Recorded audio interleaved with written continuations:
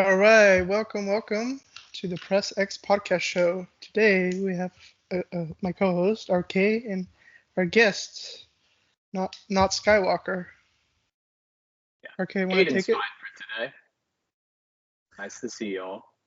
Great to see everybody here. We're gonna have a good show. There's a fair amount to talk about, and there's not a lot of Sonic news, so I'm not gonna be as cringe as I usually am. I mean, it gets a million copies. You got that?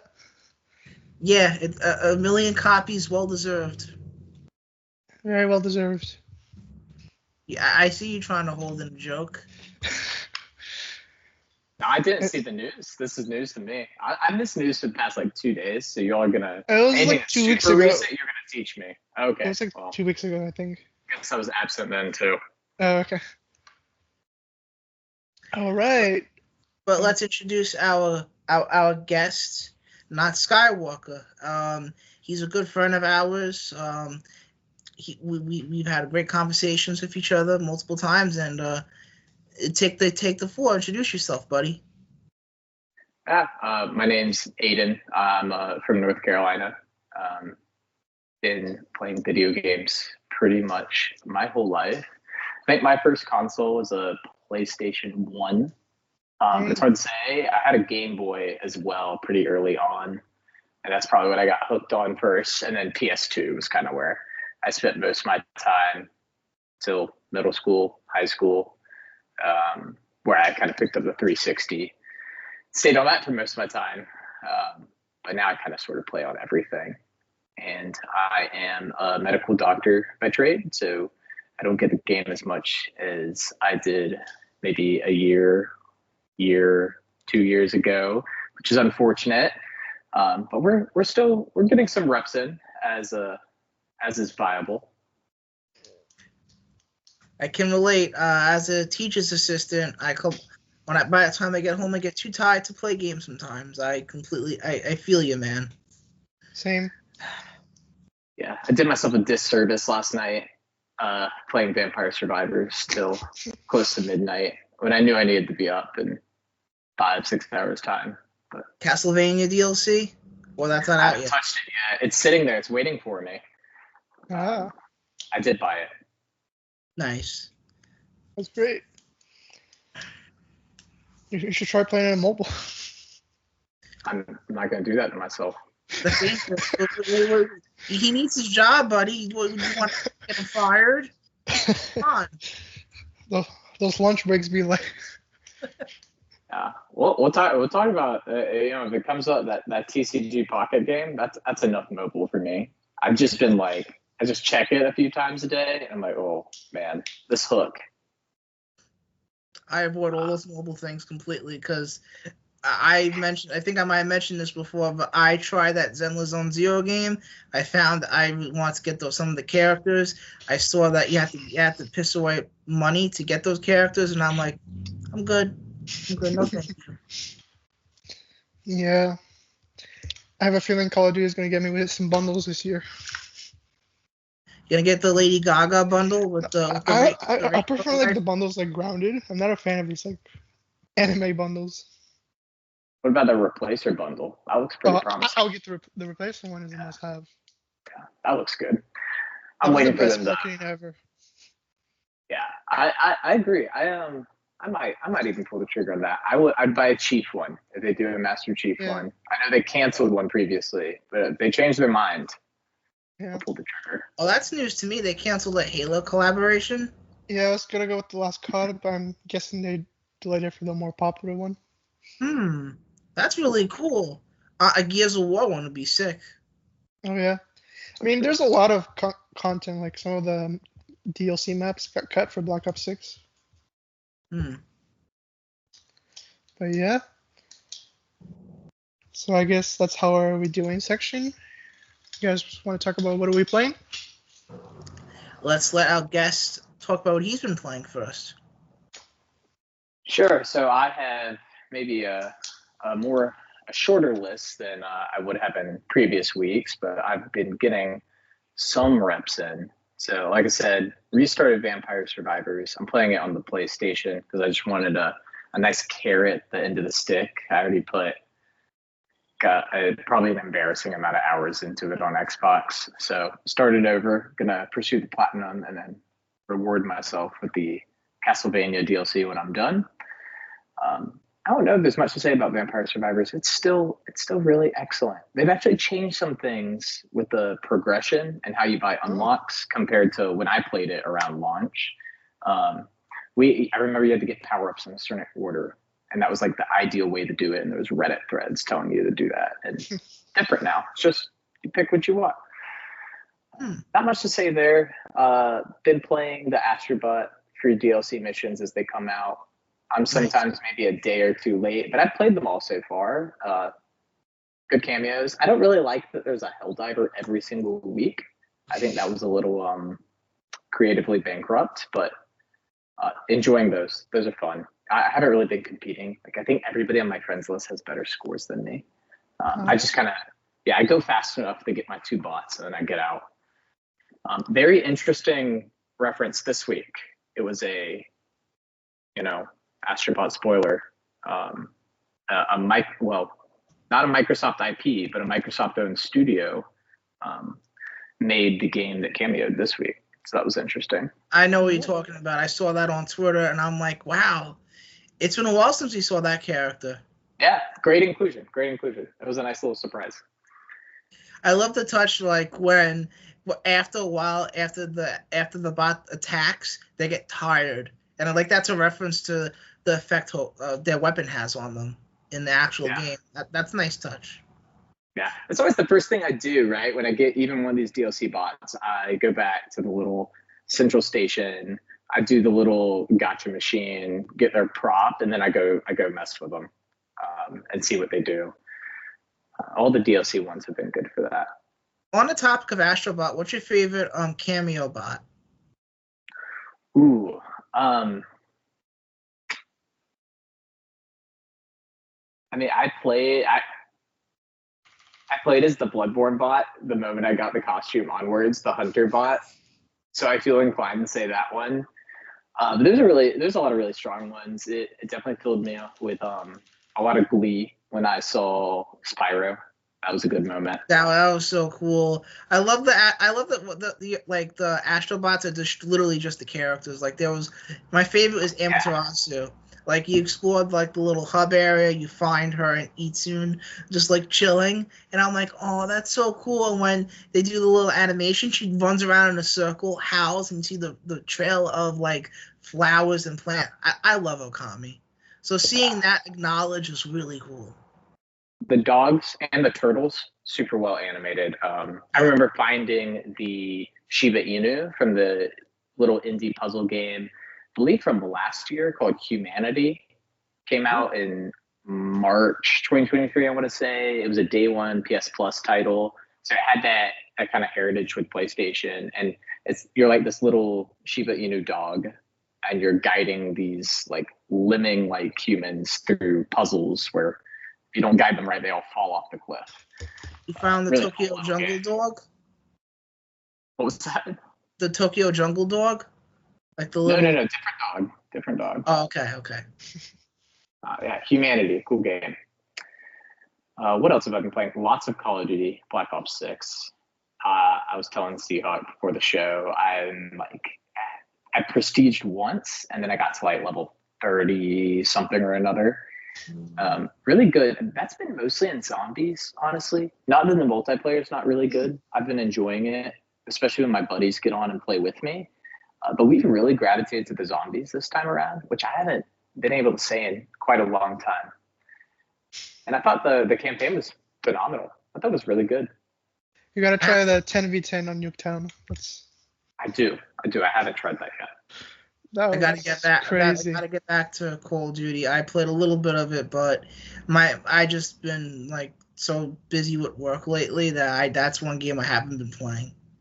But it's on a laptop, so if I want to play it, I can without problem. Yeah. It's a good time. I am going to continue to still play lots of it, I suspect. There is the Halo 2 anniversary stuff they got going in Halo Infinite right now. want to check that out. But other than that, there's nothing multiplayer wise. What Really about? calling Sorry my to cut name. you off. Are you gonna play the? Do you have the Master Chief Collection on Steam? If you do, you can play the Halo 2 thing that came out. Yeah, that might be. I'm still in the process of saving up the build a PC. Probably months from now, if not a year from now. But that'll be something I do when I do it. But yeah, I currently only have Steam on my MacBook, so not the best place for playing games, especially Halo. You can play Death Stranding though. I can play Death Stranding. That's true. I can also just play that on my iPhone. Or I believe. Xbox. Yeah. I already have it on PlayStation, but that was cool. That was really nice to see. I don't know what that means to Death Stranding 2. I think people are more optimistic than I am. I'm like, it's probably gonna be a few years. I mean, they bought the IP, but yeah, I think they have time exclusivity. It's probably gonna be a year. I think it's probably like a year exclusivity, and when it comes to PC, it'll come to Xbox. Yeah, that's my guess. Interesting. Yeah. They made that announcement 5 years after Death Stranding release. Like to the date or to the Japanese release date, right? Yeah. I think it's kind of reflective of what Kojima wants to do, which tells me he'll probably do something similar with OD and Xbox. I mean, Xbox clearly doesn't care with their second parties, right? Yeah. The folks who made As Dust Falls, they, despite Microsoft actually, I think, owning that IP, they still like let them just get a different publisher and publish on other platforms. Nowadays, it feels like I'm sure Microsoft would just publish it if that's what Kojima wants. Microsoft doesn't care. They just want that. They just want people to buy their stuff, and if they're buying it on PlayStation, it's a win in their eyes. So I fully expect, like, if a developer is like, "Hey, we want our game on more places," they'll be like, "Sure thing, tell us what you need," because that's their strategy right now. Yeah, I think that would be the case for OD. I think it'll end up everywhere. But back to Call of Duty, very good. I'm looking forward to the new Zombies map launching next month. Is that right? I would have to check, but I assume so, yeah. Yeah, looked like a castle. I'm all in. Don't know anything more than that. That was good enough for me. A castle or a train, I'm there. What else? I have been playing Balatro. I put it down because I found it to be very addictive, but that is a great game. Everybody should play it before year's end. Card, roguelike, sure everybody's heard of it by now. Oh, yeah. And lastly, I played a little indie game called Neva, where you play, it's by the people who made Grease, or is it Gris? Gris. I haven't played the game. I call it Gris. Yeah, really cute little platformer. I don't think it took me more than 4 hours to play through, but really well made. And beautiful art. It looks stunning. That's about it, other than, Pokemon Trading Card Game Pocket, which I won't stress y'all out about. It is just a free mobile game that has a nice addictive gambling loop. Do you have to buy the Pokemon cards with real money, or you earn them in game? No. You can pay, so you get one free pack a day you open, and you can pay to open more packs. And I think that's how they made this 12 point whatever $1 million in 4 days, because that FOMO is real. You see people on Twitter, with the big pools. Wow. Been playing it with discipline. You can earn hourglasses, so you can speed things up without spending money. And so I spend those hourglasses, but I've tried to avoid spending any real money on it. That's smart, man, because my eyes went bug-eyed for a moment there. Like, they made that much money. Like, oh yeah. Wow. Damn. Nintendo. I'm repping Nintendo right now, wearing a long sleeve Zelda shirt that I got at the Nintendo store today. Ah. My poor Switch is collecting dust for no good reason. There's great games to play on it right now. There's a good reason. To do it. Yeah, I'm gonna get some Switch games around Christmas time, and then over the holidays, I'm gonna visit at least one or two of them. probably be that Mario Paper Thousand Year Door remake. That was a favorite game of mine as a kid, so it's kind of cool to see it back, even if it runs worse? Question mark. I can tell you right now, as someone who played like the first like 6 or so, like I beat chapter 1, it felt perfectly fine. Like they readjusted like the inputs and the reaction stuff with the 30 FPS in mind. It's a smooth 30 FPS. It looks really clean on both docked and portable play.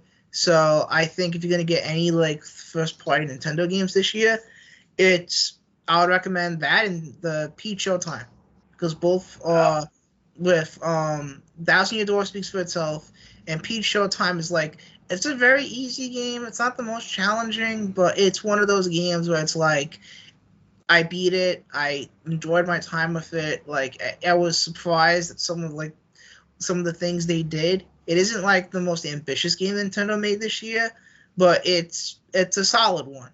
And with Zelda and Mario and Luigi, I'll get to Mario and Luigi when it's time for me to talk about what I'm playing, because I played a little bit of that at the Nintendo store.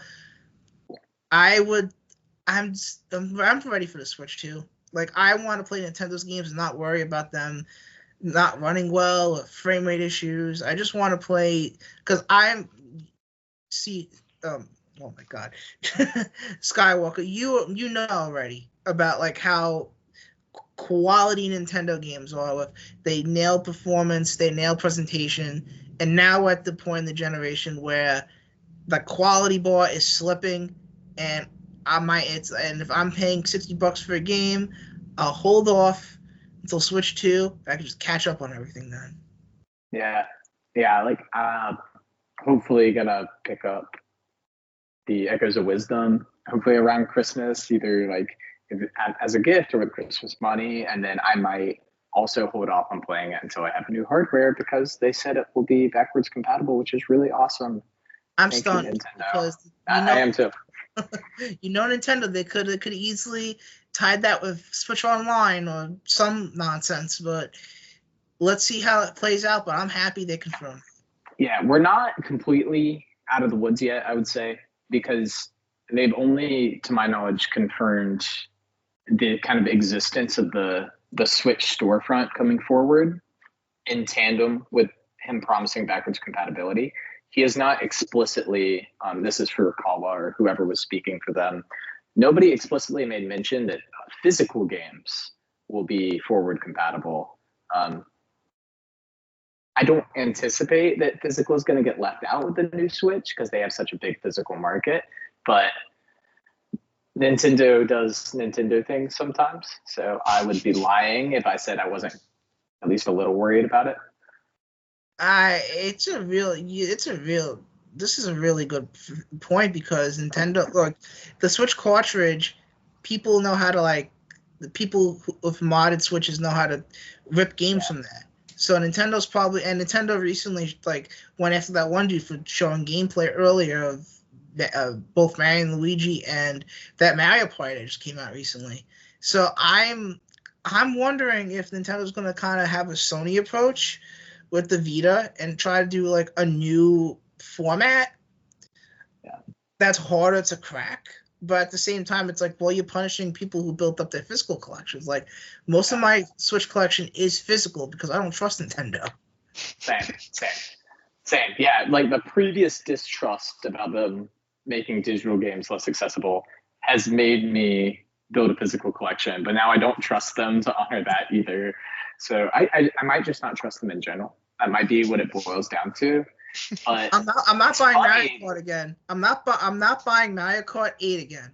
I'm just saying right now. I bought that already. I'm not buying it again. They've already invented a solution to this with like the Game Boy, the Game Boy to the DS, where it had the Game Boy slot at the bottom, but then the DS slot at the top. That's all they have to do if they want, a new type of cartridge for Switch 2 games or whatever they call it. They invented a solution. Whether or not they use it, I don't know. Or it could be like the Game Boy Advance, where like the same slot works for both normal Game Boy games and Game Boy Advance games. Yeah, so that'd be great. That's how the 3DS worked too, I think. The only difference is the little like plastic hinge thing. Yeah, I know exactly what you're talking about. Yeah, that's what I've been playing. Dragon Age Inquisition. I don't have tons to say because I'm only halfway through it. It's felt like a little bit of a slog. When I get the main story beats, I'm like, I'm interested, I'm engaged. You just have to go through like a lot of MMO light stuff to get there.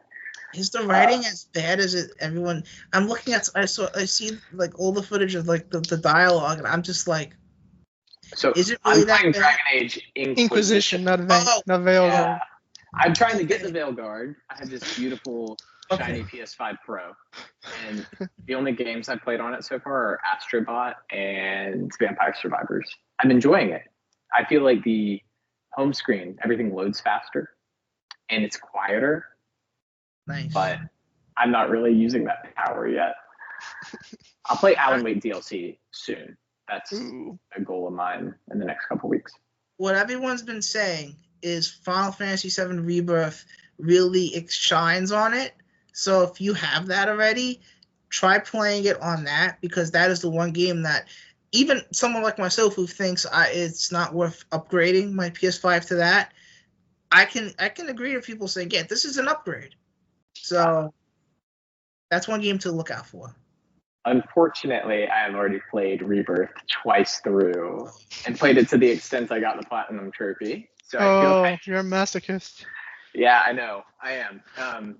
So I have enough of backlog where I feel like I can't dip back into it quite yet. But I'm hearing good things about some of these other Pro Enhanced games. I know Silent Hill 2, which I have not played yet. That remake just got an enhancement. So I'm going to check that out as well. Because I remember hearing the original version on PS5, the performance mode wasn't hitting like the target it was supposed to. So I'd imagine with the PS5 Pro, it should hit that target now. I would hope so. Yeah, I'm excited. We'll see. I haven't seen any testing on it. I just know it exists. I hear Monster Hunter is really bad on it. On PS5. I don't know about PS5 Pro. On Pro too? I heard it was just the beta. Oh, yeah, I can comment on the beta. The beta, I played on PC, and I had to really mess with settings to get the performance I wanted. But it was fine, but it definitely doesn't look as good as the developers probably want the game to look. And I imagine CPU is going to limit it for sure. Yeah, it's Dragon's Dogma all over again. Which runs great on the Pro, apparently. They figured it out. It's like Capcom keeps upping their own bar for just like open world, CPU laden BS. And they're like, all right, we figured out Dragon's Dogma. Now let's make another one, release it, kind of runs like crap, we'll fix it later. You know, Monster Hunter is going to sell it's going to sell like hotcakes, even though there's no handheld version yet. It's going to sell very well. Switch 2, it's going to blow it up. Watch. It's going to blow up Switch 2s. Yeah. I'm more of a I want to see Pragmata. Where is Pragmata? Vaporware, my guy. It's Vaporware. It's been 5 years almost. It's hanging out with the good folks making Beyond Good and Evil 2 and Hollow Knight Silksong. They're all in a room together. Deep Down, whatever that one from the. When did what? I remember Capcom revealed like this game called Deep Down, like this very like dark fantasy game. God knows when. They never publicly canceled it, I think. Pain. Put Contraband in that bucket. That game revealed, never to be heard from again. Everwild's also in that bucket too. Yeah, Everwild we've heard about. Like we know, we've got some insight, and the developers have come and talked about like where they are too. We know it was rebooted. Like I think it was Jason Schreier did some reporting on that. At least we heard something. Like Contraband's just radio silent. Like Everwild, I know is still being made. I know it exists. I know the devs are happy about it. We'll see it when we see it. It's been a long time. Yeah, but at least they have Sea of Thieves keeping them afloat. Contraband, I'm just like, I've heard nothing. I don't know if y'all have, but I've seen nothing. I've heard nothing about Contraband. Judas is also gone. Oh, Judas will be back. He'll be back. No, because they announced like a fiscal year for the Mafia, but Judas they said to be announced. I tried to tell folks. I was like, I don't know. 2025 is already packed for them. I don't think they need it out. They don't need it, but it's just like shocking because it's like announced first. Yeah. We've seen gameplay of that. We have not seen gameplay of Borderlands 4 or Mafia: The Old Country. Yeah. And we've seen a little gameplay of GTA, but not as much as Judas. Yeah, that's wild. But I'm sure it'll be soon enough. Game Awards right around the corner. They're doing Mafia at the Game Awards.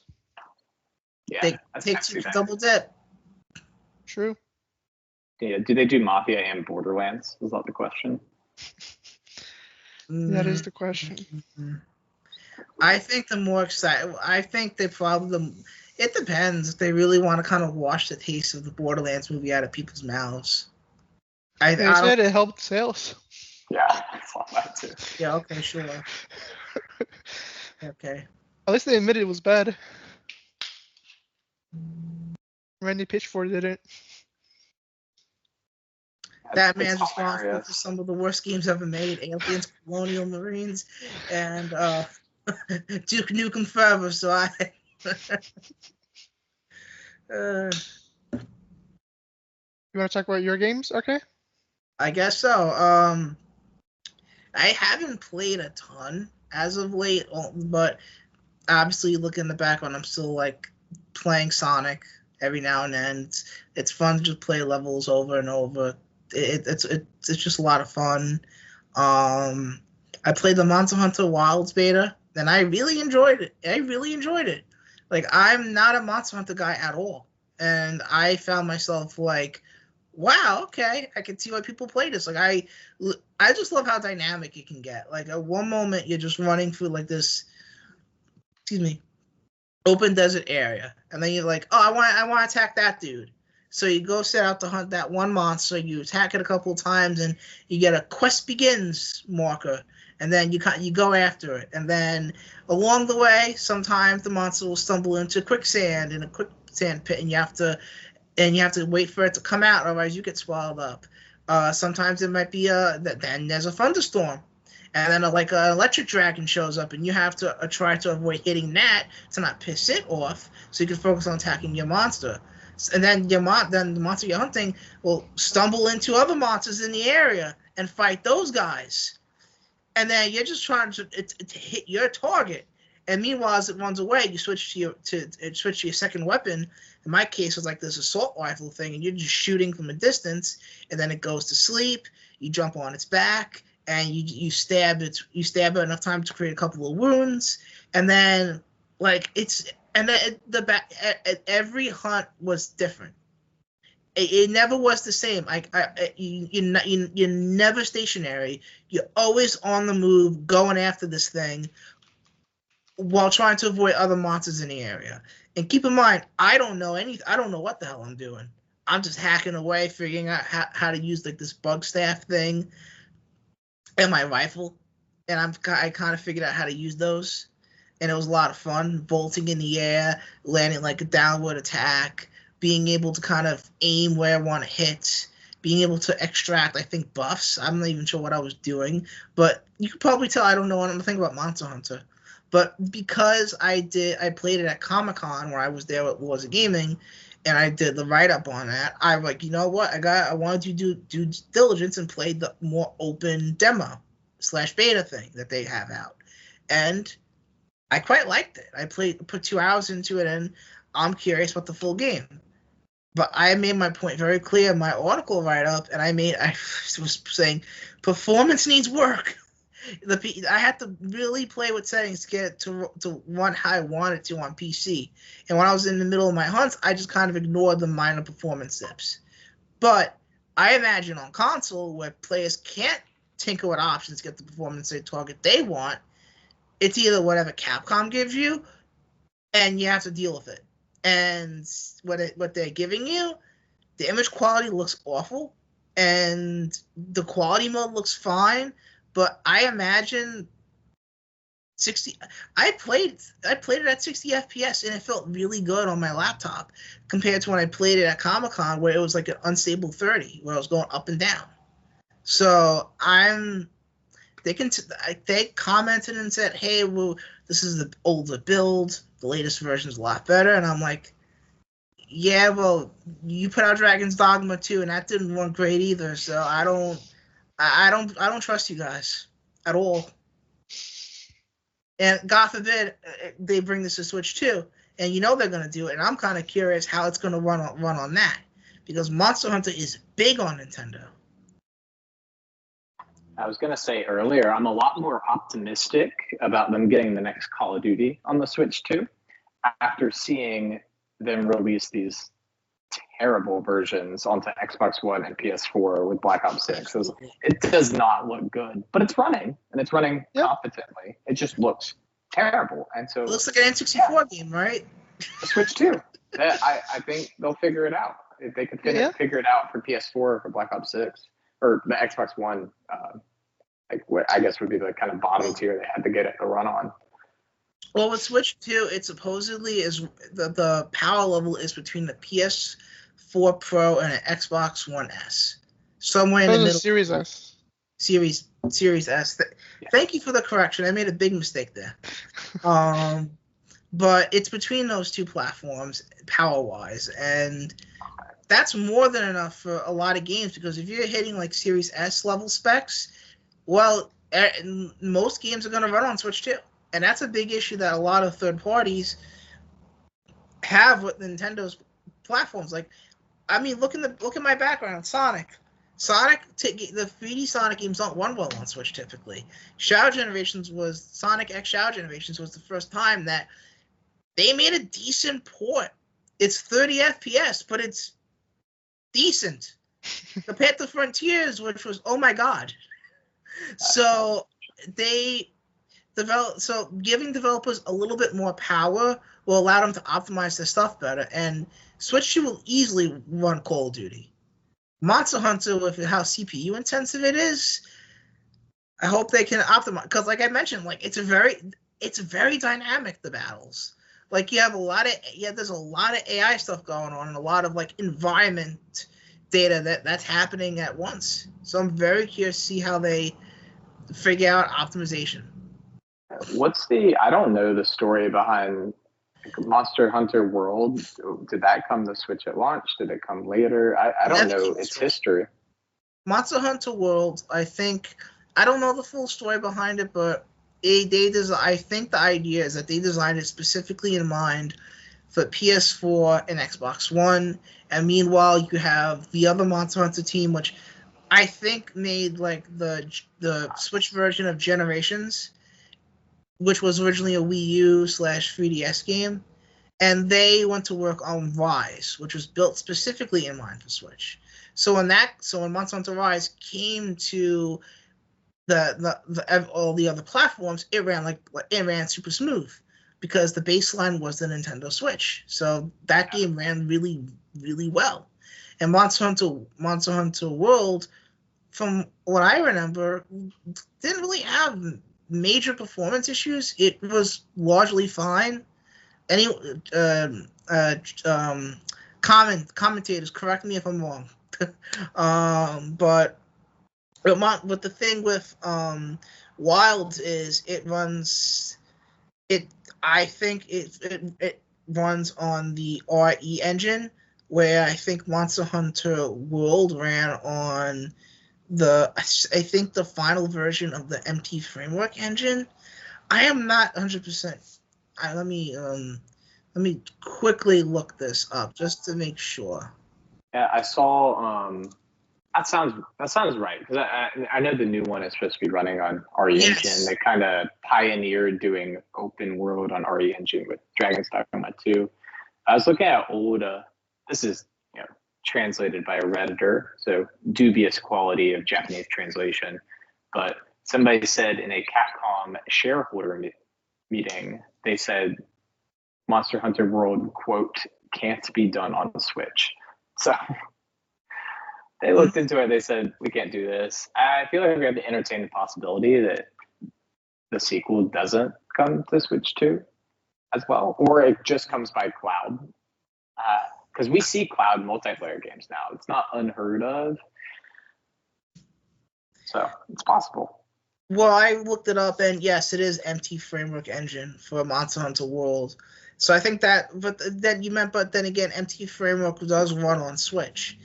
That powers games like the Monster Hunter Stories games, the Capcom collections.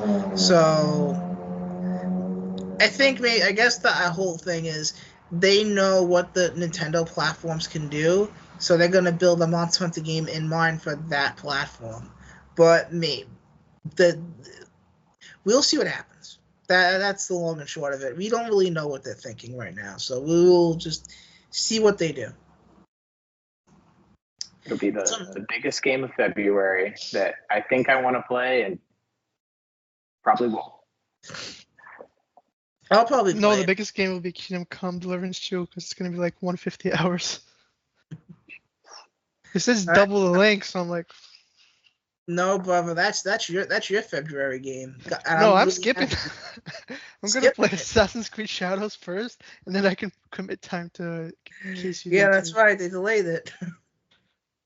It's giant.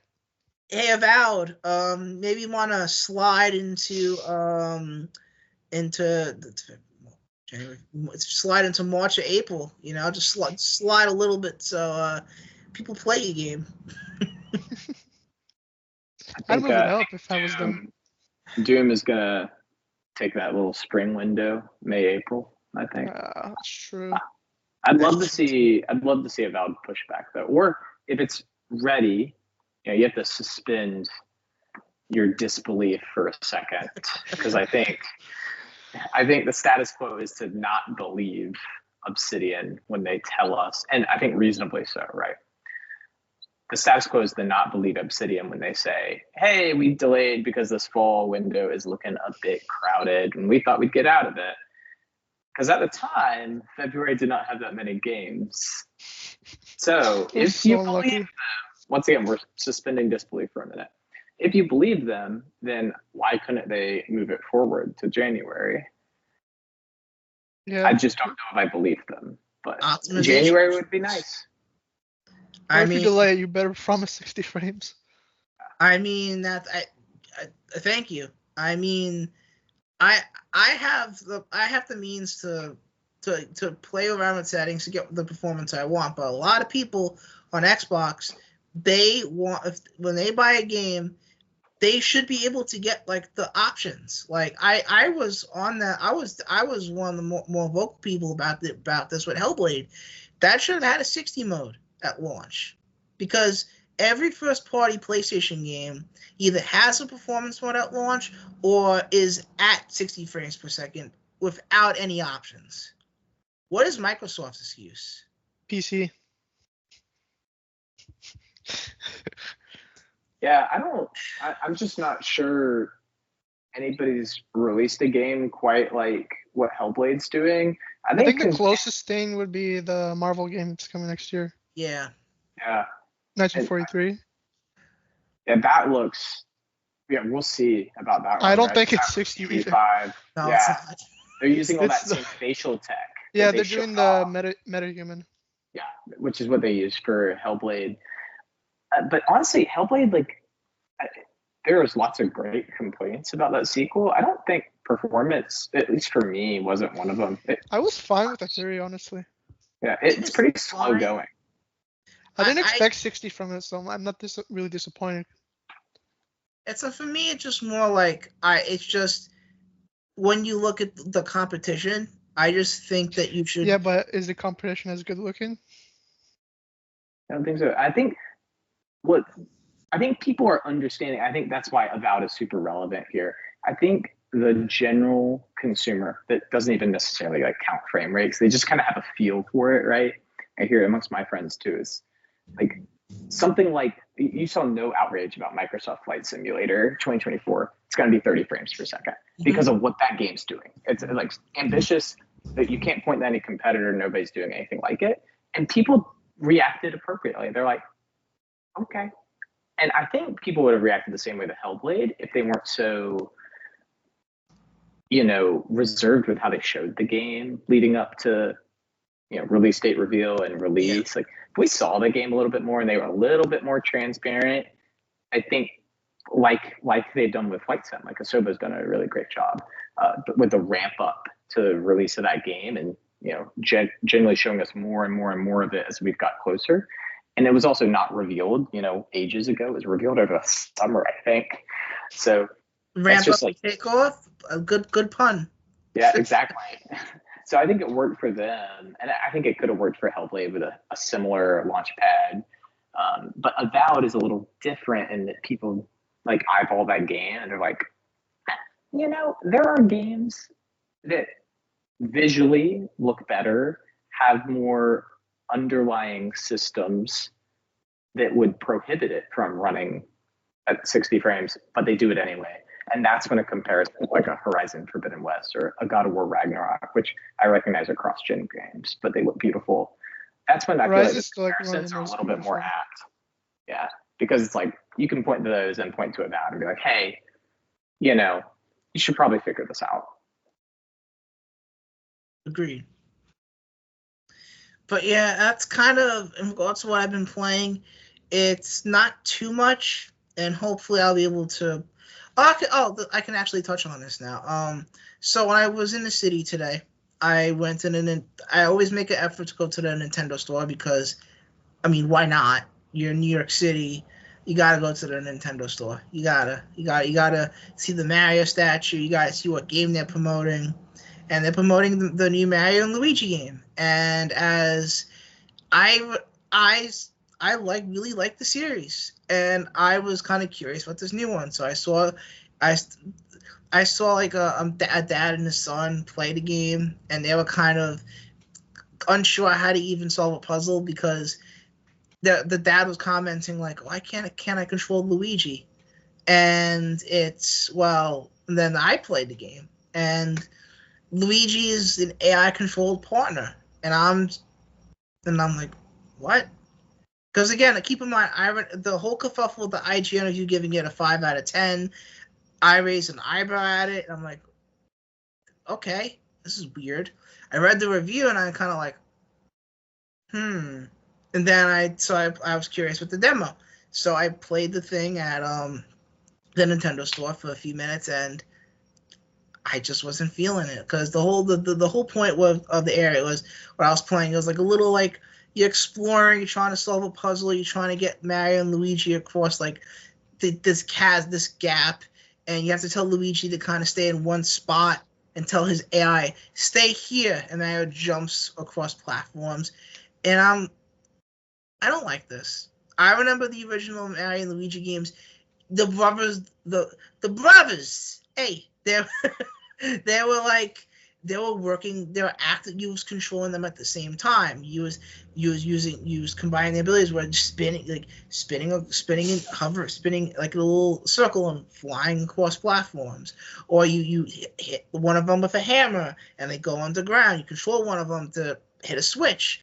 Like I remember it was a lot more interactive, and it just feels like this very early bit was you just Luigi do this, and then Mario, and then you control Mario to do something. And I felt something was a little bit lost.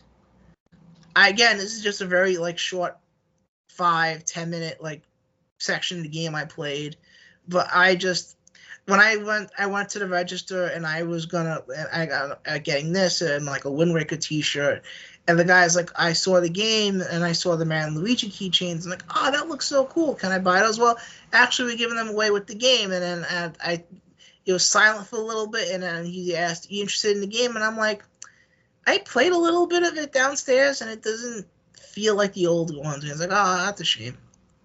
So I'm not trying to be negative on something that a lot of people are looking forward to, but I'm not interested in buying Brothership. And it's a damn shame because I really like this series, and I was so excited when Nintendo announced, oh my god, Mario and Luigi's back. And then we get this, and they change up the formula, and I'm not a big fan of how they're handling the exploration.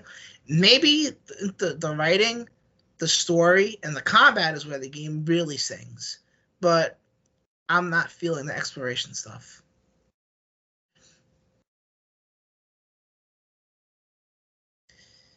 But yeah, I guess that's everything I've been playing, and I'm sorry if it's disappointing to hear about Mario and Luigi. But again, keep in mind, I just played 10 I minutes. didn't give it a 6.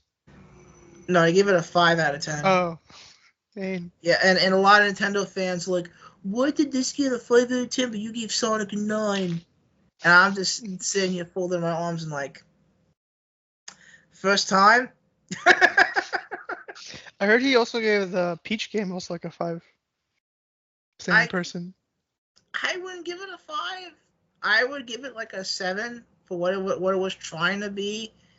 It's trying to be a platformer for little girls. Come on, like, of course it's gonna be easy. But I think that's it for you. Yeah, that's it for right now. Here, Eurogamer, you might be interested to know, gave Mario and Luigi Brothership a nice 8 out of 10, 4 out of 5. So higher than they scored the likes of Alan Wake 2, amongst many other things. And they're used to Eurojank too. Wow. But yeah. I've heard mixed things about Brothership. I would like to like it. I really enjoyed. There was a version of Mario and Luigi on the DS, correct? I think that's the one I last played, and I enjoyed it. There was on the Game Boy Advance. There was the original Superstar Saga. Then on the DS, there was Partners in Time and Bowser's Inside Story. And then on the 3DS, there was 2 remakes and 2 new games. Well, Eurogamer is telling me that this Brothership game is better than Alan Wake 2, Sonic Superstars, Liza P, Starfield, Final Fantasy 16. Seems like it's pretty solid. Final Fantasy 16 slander. I'm not having it. I'm not either. I think this outlet's just... Shocker, I can't believe they didn't do a pro mode. They've just been on a tear of just being all over the place. It really blows my mind. Yeah. I can too, honestly. Like, I hell really did freeze over if they gave a Sonic game a 9 out of 10. It deserved it, but I did not expect that to happen at all. I know it's all different reviewers. Obviously, I'm joking, but it seems like they were in a good mood that week. They gave it like 3 9s or something. I think that Life is Strange game also got a 9, and then something else did too. Dragon Age? Same week. Yes. Yeah, that's right. A Dragon Age one feels excessive. Yeah, after seeing Maddie's and Skill Up's review on that, I'm just... But then again, they both of them didn't like Final Fantasy 16. That was my game of the year that year, so... But then again, the writing in Dragon Age doesn't... Ugh, I'm not a big fan of the writing I've seen so far. I've seen some mixed things. Yeah, I think some of the clips that kind of go viral and get circulated on Twitter... Those are cherry-picked for sure. Exactly. It might not be reflective of what the actual kind of B2B experience is like. I haven't played it, so I don't know for sure. I bought it, this darn PlayStation 5 Pro I'm going to use eventually. So we'll see. I'm looking forward to checking it out. I really love the first 2 Dragon Age games. Inquisition, I'm trying to fall in love with, but we'll see. Funny story about me and BioWare. BioWare made a Sonic. Sonic. Yeah, they made a Sonic RPG on the Nintendo DS, and they phoned it in to the point where it's objectively one of the worst Sonic games. And Sonic definitely has some major lows, so that's saying a lot. And it soured me on playing BioWare stuff. I did try the Mass Effect collection when it came out, right, but I didn't get that far into it. BioWare W. Respectfully disagree. That Mass Effect collection was so good. I'd never played the Mass Effect games. I just missed them when I was in high school, and I played them all through like whenever it came out. It was my first or second year in medical school, and I remember it was like when I got done with studying at 5 or 6 o'clock every day. I was like, all right, I'm gonna go. I had a goal for every day. I was like, I'm gonna get every side quest done on in this city that is available to me right now, or I'm gonna complete this companion quest. I just kept coming back to it. I played it across multiple months. I played all 3 games back to back and brought the character forward. That was a bad choice for me.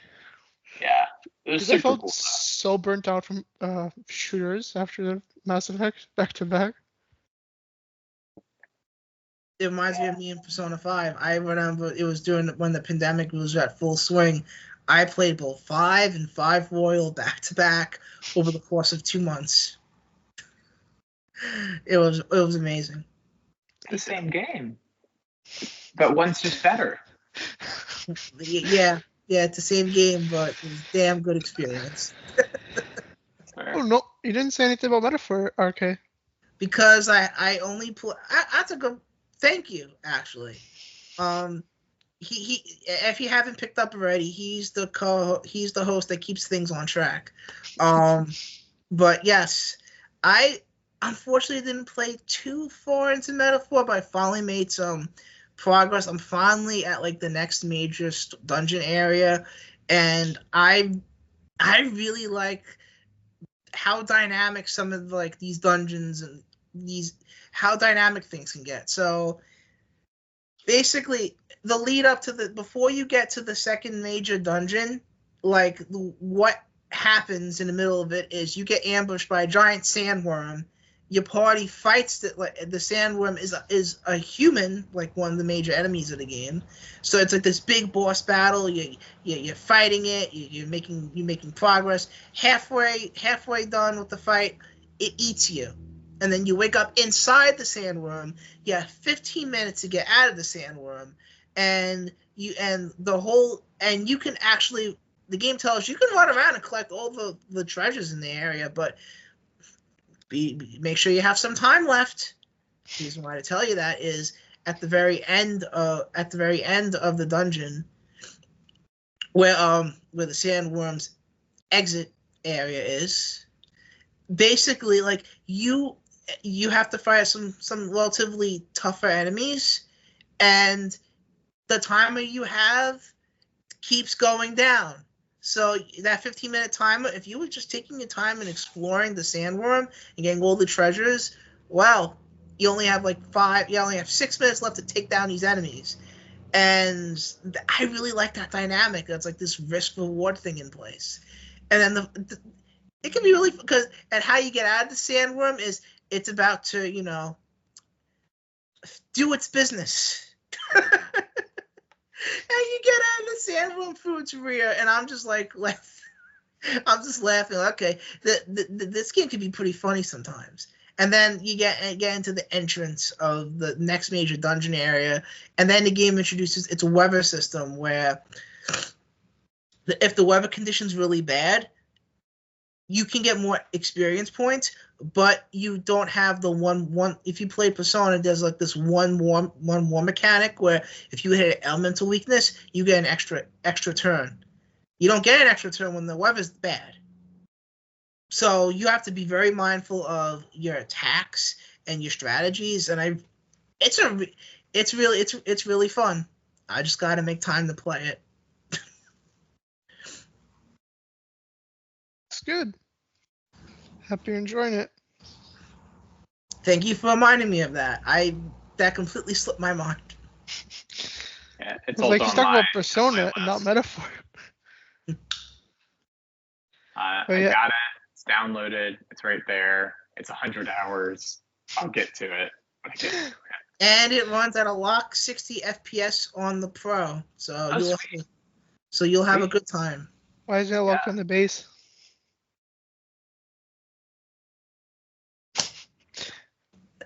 I get over 60 FPS on my laptop, so I have nothing to complain about.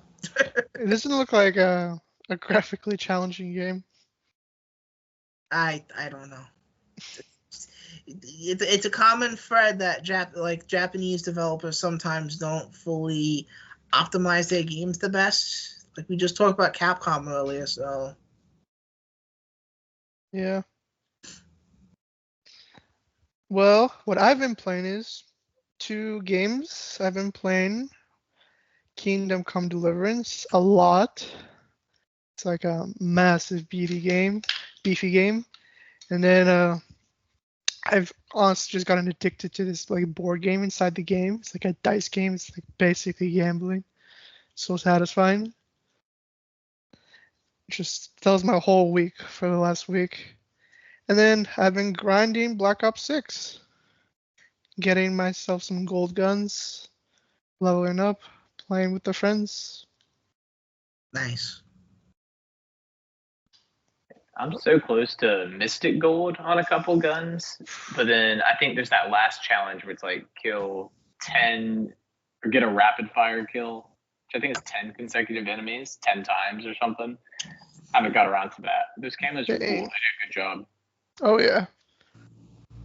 Hello, there's like a challenge you have to use one of the specialty perks. Recon is broken, but it's so fun. It's like wall hacks basically in Call of Duty. Yeah, I pretty much every day I like look up something on Call of Duty on Twitter. It's people complaining about recon and tagging Treyarch and go, nerf this, please. They And then shortened it. Treyarch's actually like, we're busy patching every zombie exploit you find the day you find it, so we can't do that. What's recon, by the way? Is it like Basically, when you like start your life, for like 2 seconds, you get to see through walls where every enemy is.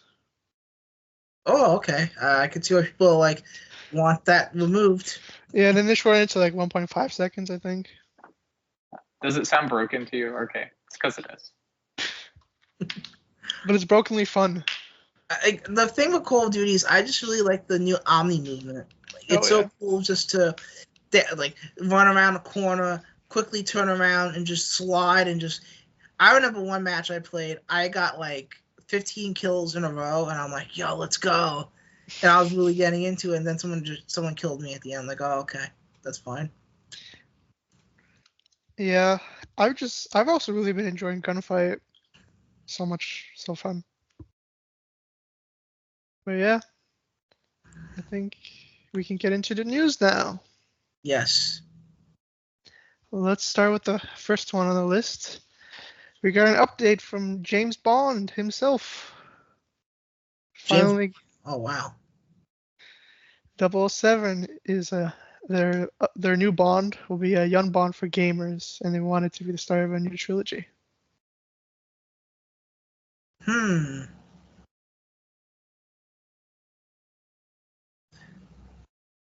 Okay, I'm looking through it right now, and let's see. Also, brief context: they had to convince MGM to like let them make a game, because after Activision, they didn't want to do any more licensed games. Okay, so for the full quote from what you was mentioning earlier, I don't want to speak too big about it, but I just hope that we'll do a thing that will define James Bond in gaming for years to come, and that is not only one game, but we will create a universe for gamers to own for many years to come that we can grow with that next to that I can't talk, I'm sorry, with that next to the Bond on the movies. So basically it sounds like they're trying to do what they did with Hitman and the Hitman games and have like a Bond game, a Bond-like experience that kind of develops over the course of time, rather than it just being just this one singular experience. That's the vibe I'm getting from reading that quote and what you were describing. I don't know. I think that's going to be much different from Hitman. I expect it to go more of a linear route, more set pieces. I'm more so thinking of like how long they're gonna keep like updating and supporting like one product. I don't know. I don't see it going down that route. I think it's gonna be like a single player one and done. If it's a trilogy, it sounds great. I trust IOI. Yeah, I think that's the IOI right is depth for this IP. Yeah. I mean, Well, They could even, dev cycles are so long nowadays for AAA games. Like if they're going to make just one-off single-player games, they could totally do like a young Bond, experienced Bond, old man Bond kind of. They could do the trilogy like that. That'd be interesting. We haven't really seen a ton of that in the films, but that could be an interesting take. They take it, but I trust whatever they want to do. Honestly, I think it's that they're going to do like the origin story for Bond. With the first game, right? Yeah. That'd be cool. Because you've never actually seen that before. That's sick. But yeah, I'm really excited for Bond. I've actually been like on a Bond marathon lately, so it's kind of fun. What's your favorite Bond movie? Skyfall, and then From Russia with Love. Nice. That's one thing I gotta catch up on. The most I'm familiar with Bond is the 007 game is iconic for a reason. Oh, yeah. I was recently at the film site for one of the scenes of For Your Eyes Only, that 1981 Bond movie. Dang. It was the casino palace. Mm-hmm. It's this huge palace that is on the island of Corfu in Greece. I was there this summer. Oh, that's sick. I think that's really their only claim to fame at that little palace, but that was neat. Yeah. It's always awesome to travel, man. Like I remember going to Virginia, D.C. or like the beginning of the year, and it was beautiful seeing snow everywhere, and just being on like the Amtrak and seeing like multiple states and seeing how like a massive snowstorm was affecting everything. It was beautiful. Yeah. I don't know when I'll get to travel again, but I got to do some this summer, and I appreciated it. Yeah, traveling's great. Well, on to the next one. Splinter Cell is alive. It's not dead yet. Yet.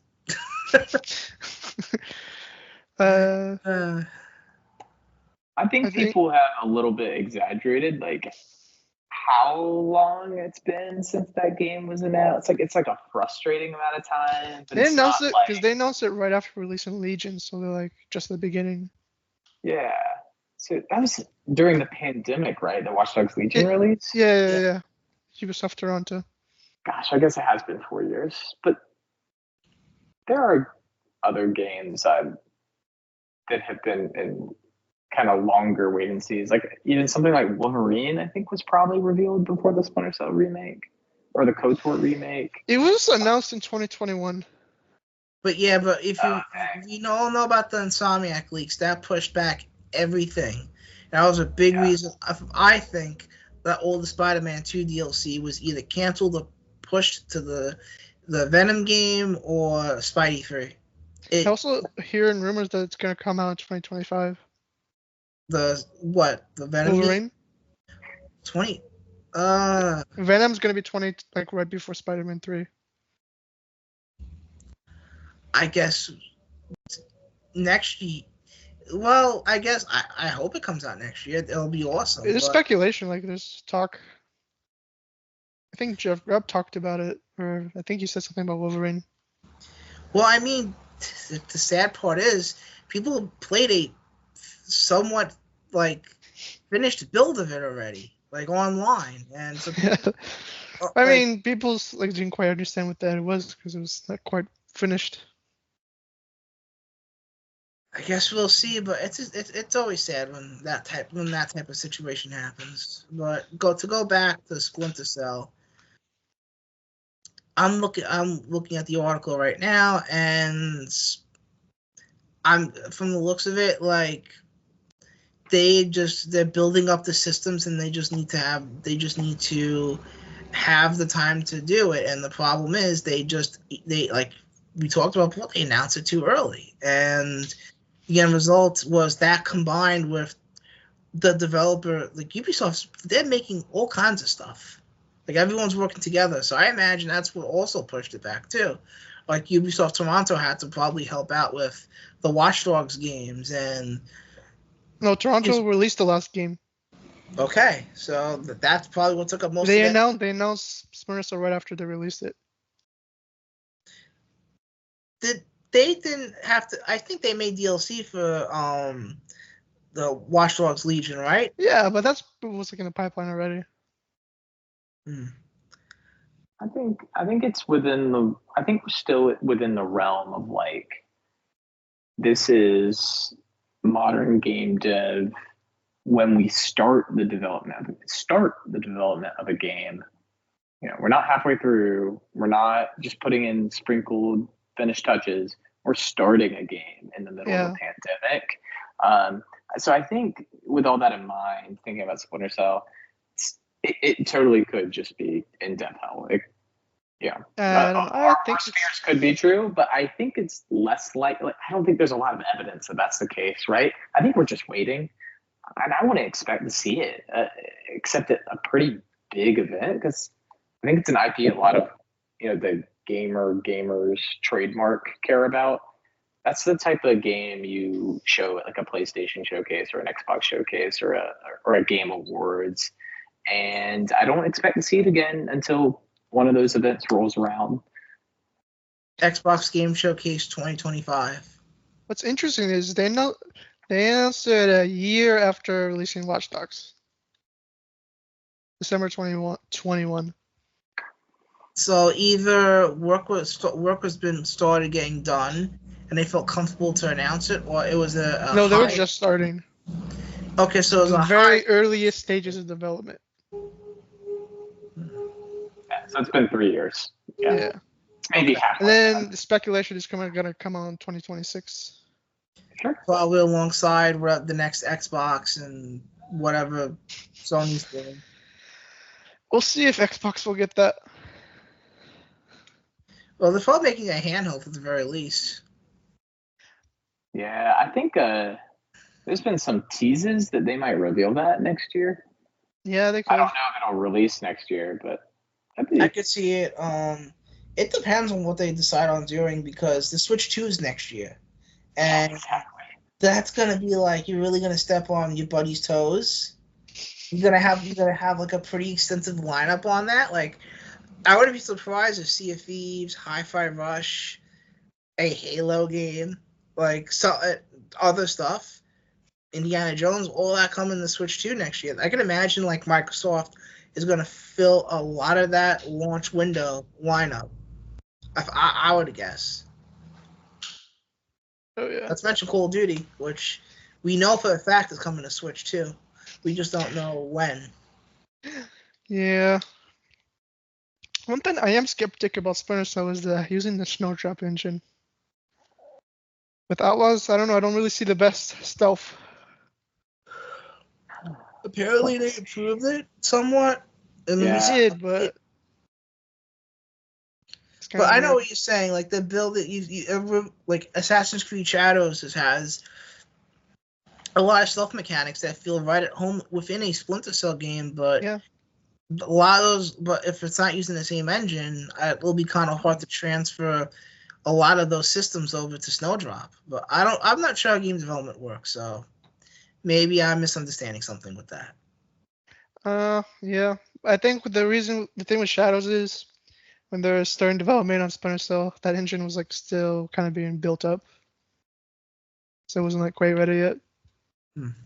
It's my theory, at least, because they want the new Anvil pipeline to be like the main engine across Ubisoft.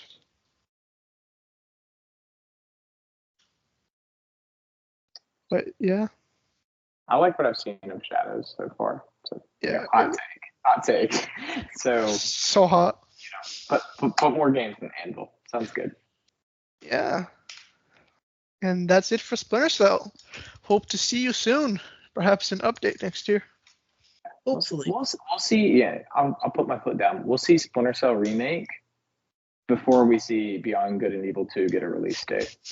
What's interesting is Prince of Persia Remake is also 26. 2026. So they announced it for some bizarre reason. They did it.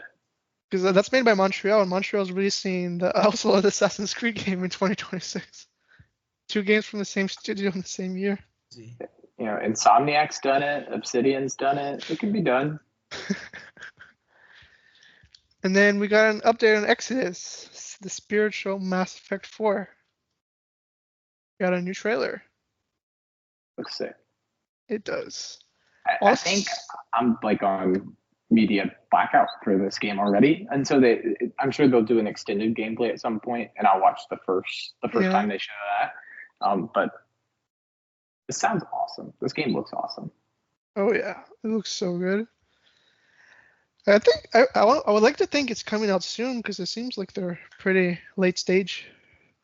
Yeah, they're moving. I get the vibe. Like they have Matthew McConaughey like out here pretty frequently talking about the game. Yeah. Maybe a 2026 game. Yeah, that's my theory too. Fall 2026. It'd be cool to see at the Game Awards. Mm-hmm. I can see that. It might be one of those things like a Hellblade or a Stalker that has that heritage with Jeff, right? Like they revealed the game at either the Game Awards or Summer Game Fest. I can't quite remember which. So sorry to cut you off, but according to the article at Insider Gaming, Exodus was first announced at the 2023 Game Awards. Yeah. So I think them coming back with Jeff makes total sense. We've seen that time and time again where Jeff gets a reveal. Alan Wake, that was one of the ones I was thinking. He got the big reveal for Alan Wake. I can't remember if he ended up getting the gameplay reveal for it later. I think he did. Was it Summer Games Fest? Maybe. I think it might have been. He has that synergy between his events, right? Where like if you're with him for one event, the odds are you can be with him at another event. Even if it's, across 4 or 5 years like Hellblade 2 was, they still stuck with Jeff that whole time. And Kojima will stick with Jeff. Yeah, well, yeah. Kojima is going to do more than stick with Jeff. What are you talking about? Yeah. Remember when Kojima was like, oh yeah, 2025, probably for Death Stranding 2. We're just not ready to announce a release date yet. It's because he's waiting for December. Yeah, I had that feeling too. He knows. Knows. Yeah, he's gonna make sure his best friend Jeff is gonna get all the spotlight for that announcement. Yeah. But yeah, see you soon, Exodus, and then Resident Evil 4. Yes, has sold 13.3 million copies. That is crazy. That's very impressive. It's been a year, right? Or over a year. Yes. March 2023 game. So, yeah. It's kind of odd for a horror game, honestly. I mean, Dead Space didn't do nearly as well from the sounds of it, which is a damn shame. But yeah. This is also built off of the game selling 3 million copies within its first 2 days, and like the total number is very close to the Resident Evil 2 remake, which was 14.8 million. So Resident Evil is doing very well for Capcom. Wasn't there a Resident Evil TV show recently as well? I think so, but people weren't very happy with it. Yeah, they weren't, but I'm sure it helped sales. Oh, absolutely. Yeah, I fully expect, speaking of games we'll see in December, I think Resident Evil 9 is not a sure bet, but it's up there, especially with, and they registered that trademark recently, or there's some sort of rumblings that we would see it soon. Well, I mean, the only big game Capcom has next year is Monster Hunter. And I mean, that is a big game, but Capcom typically has a big game to kick the year off and a big game to kind of end the year. So I'm guessing, what? A little Pragmata in the middle, maybe. That's our we get Resident Evil 9 before Pragmata. This year. I'm just, until we hear any more about that, I'm just not even acknowledging that game. we will get 2 Resident Evil, Resident 8 and Resident 9 before Pragmata comes out. Yeah, exactly, because Resident Evil is a known IP that's going to sell very well for Capcom. They know it prints money for them. That's insane. But yeah, Resident Evil does the big numbers. Now, an interesting announcement from the Xbox partner preview. Remedy shows their first multiplayer game, Firebreak, FBC Firebreak. Yes. And as stated from Insider Gaming, the reveal trailer seems to include a bit of It looks to be a story-driven horde shooter experience with being a mixture of Killing Floor 2, Warhammer Darktide, and elements of their single-player titles. And it's interesting to see them kind of venture out into a whole new genre because but we know why. They are making a multiplayer game so they can try to make additional revenue. Because their single player games are critical successes, but commercial successes it takes a long time in some cases. So I'm kind of curious to see if this is their kind of way to kind of, hey, we want to have our own like recurring thing, or at least introduce people to the idea that I'm making a multiplayer game. Because interestingly enough, Firebreak is not just Game Pass but PlayStation Plus as well. So this is them basically going, hey, we want to make sure, that people play our multiplayer stuff. So, yeah. So I hope it does well, and they have a multiplayer game they could ride on, or at least introduce people to the idea that making multiplayer stuff. So when they make one focus on microtransactions, people engage with that, so they have money to work with for their next game. Yeah. Excited it's just a co-op game, not a live service game too.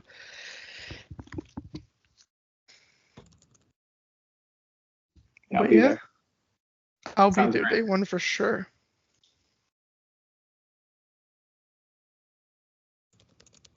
Yep. Then we have God of War TV show lost a showrunner and gained another. Ain't that something? I am not surprised. I had so much faith in because I'm not surprised. I had so much faith in it because it was Amazon. I'm like, they just did such a good job with Fallout. I was surprised. I had no idea until it happened. Yeah, but the new showrunner has an even better track record, so perhaps it's a good thing in the end. Hey, y'all will have to enlighten me about this guy because he's like a big Star Trek person, right? I've never really watched. He also did for Old Mankind, which was popular, I believe.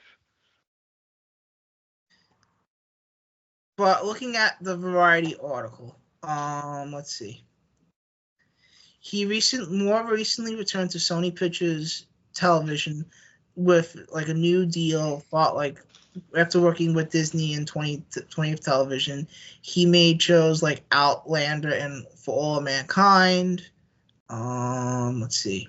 He's like as mentioned before, as Seahawk mentioned before. He also did Battlestar Galactica. And was in Star Trek as well. Star Trek Deep Space Nine, which was in the 90s. Next Generation, that's like huge Star Trek. It's kind of interesting to see him kind of tackle the God of War setting, which coming from a sci-fi background. So that is interesting, like seeing him tackle this, I guess. But hey, Amazon, I mean, his last thing was in the 1940s. Oh, well. So. Again, my media literacy is mostly animation. I know I'm a kid at heart. Don't forget Sonic. The Sonic movies. Yeah, but that's half animation, so I don't know if that fully counts. But I appreciate you trying to throw me a bone, man. But yeah, I love the Fallout show though. That was amazing. Yeah, Fallout show was really good. I think they'll do good. It just seemed like there were some creative differences with the last one. So, and then the last one guy, his TV show, what was it called? It was not received well. The Wheel of Time, that's what it was. Yeah.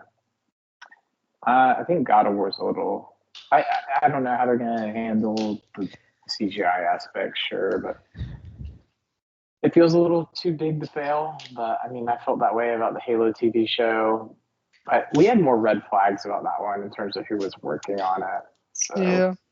I'm cautiously optimistic for God of War. I think it's gonna be easier with 2018 because there's like a lot less characters in it. It's like a much of a slower game. It's gonna probably be a focus on just Kratos and boy. Yeah, it's gonna be more time. like about the journey. Yeah. Or like it would be interesting if they tackle like the Greek God of War I storyline. think they said they were doing Norse, if I remember correctly. Hmm. But I could see them doing flashbacks. That would be so cool. Just seeing like them adapt like only like some of the iconic scenes from the God of War 1, 2, 3, and the PSP spin-offs in like full live action. That would really get me excited. Like imagine like Kratos fighting like a giant like Titan or something. That'll be sick. But as you can probably tell, Skywalker, I am more attached to the PS2, PS3 era God of War. Yeah, because they didn't finish God of War 2018. I played them like passively as a kid, some of them, but I'm probably more partial to the new ones. Same. Probably because of recency bias and just like They're doing a collection though, so better. Yeah, if they do that, I'll definitely return to the old ones. I think I'll enjoy them. They're awesome. They're awesome games. oh yeah. And then the plot twist of the year: Blooper Team delivered with Silent Hill 2, and now they got a new IP coming. Yes. Good timing. Good timing on that announcement. Yeah, that was really good timing. Chronos: The New Dawn. I can read the press thing if you want. Yeah, okay. Chronos: The New Dawn is a twisted time travel story set in an unforgiving post-apocalyptic future in the 1980s Poland. I don't know what the tone was there, but okay. Players will take on the role of a traveler, an agent of the Enigmatic Collective, with a mission to extract selected people who didn't survive the apocalypse from the past. To complete the collective's mission, players will need to survive a deadly wasteland created by an event known as the Change, filled with monstrous abominations that will change players' combat ability. So challenge players' combat abilities. And Bloober Team delivering with Silent Hill 2 definitely inspires a lot of confidence in a new IP, because they've proven to people we can do a really good game. And it's exciting to see Xbox get in front of this and like, hey, we're gonna link this with us, because we know this team has a lot of potential. We couldn't get Silent Hill 2, but we're damn well gonna be getting this. Does look far better than the Medium. Yep. Yeah, this is cool. Just another example of a dev making a game where the general setting is dystopian, but set in their backyard, so to speak. Them setting it in Poland, I think, is cool. Yeah, like Days Gone, being made in Oregon, being set in Oregon, or thinking just within Poland, The Witcher as a book series, which obviously the games are based off of, is based off Polish folklore. And so, made by a Polish author and then Polish devs pulling from that. I just think there's some reverence to the setting that is normally a good sign for me. It's part of the reason I'm really optimistic about Stalker as well. That looks amazing. Yeah, plus time travel will be interesting twist. Yeah. Sounds cool. We'll see it more next year, I'm sure. Yeah, is it 2025 is coming? Mm-hmm. That's a shock. It's kind of quick. Probably the second team has been working on this while the main team is working on Silent Hill. Yeah. Or vice versa. That's interesting. I'm sure it'll also do Silent Hill 1 or something. I think the rumor is they're working on Silent Hill 3. Oh, okay, I see. Yeah, if you see it, you see my cat. Hi. Nice cat. Yeah, he's a good boy. And then Alan Wake 2, The Lake House, has released the Control-inspired DLC. Nice. You guys played it?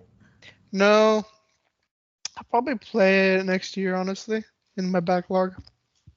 It's probably next couple weeks for me. I plan on getting to it soon. I just re-downloaded it last night or the night before. I saw a nice little post to one of the guys who did a lot of the music composition for the game. He put together the big bombastic songs, I guess, worked with Poets of the Fall, who of course go by the pin name Old Gods of Asgard in the games. I think he worked with them some. He had a nice emotional post about pinning his last song for this expansion. So something about hoping he gets tapped back for more. I'm sure they will, because he knocked it out of the park. So hopefully we see some of his work in Control too. And hopefully we see the Max Payne remakes, because they're on that too. I think Max Payne's next. Max Payne's in production, and then Control 2 is about to enter production. Gosh, just another thing. Take-Two is publishing that. Yeah, Rockstar's right? publishing. Gosh, Take-Two. Rockstar's a publisher. You almost forget their publisher. They're gonna have such a crazy year next year. Yeah. Oh, Take-Two? Oh yeah. It's a wild amount of games. Yeah. I think realistically 2026 could be the Max Payne 1 and 2 remake in Judas. Oh, yeah, I can see that. Yeah. That's pretty big. That is pretty big. Max Payne will keep Remedy the lights on. Oh, they're gonna sell like hotcakes Max Payne games. People love it. Yeah. It's kind of interesting how everything but Max Payne has been so niche for them. It's a curse. Well, I mean, they definitely had like kind of some games that weren't like that set the world on fire. They did like a tabletop. I don't know if it's tabletop tennis. They did it's like a tennis game. Rockstar that like on the 360. I was talking about Remedy, not Rockstar. Oh, okay. How they've always like been stuck in their niche, except for Max Payne. That's like the one thing that popped up. Yeah. Because I think like that is like the most. I don't know how to put this. Like the most like welcoming quote unquote game. There was a Max Payne movie, wasn't there? At some point. There was, I think. There was a Max Payne movie. I think it was Mark Wahlberg. Let me see. Yeah, it came out in 2008, and yeah, you're right. Mark Wahlberg was Max Payne. Yeah. Marky Mark. Mark. But yeah, look forward to Alan Wake 3 in the next 15 years. Yes. Mm-hmm. Then we have Sean Layden, former exec of PlayStation, tells us there's a collapse of creativity in the industry. He's right. Yeah.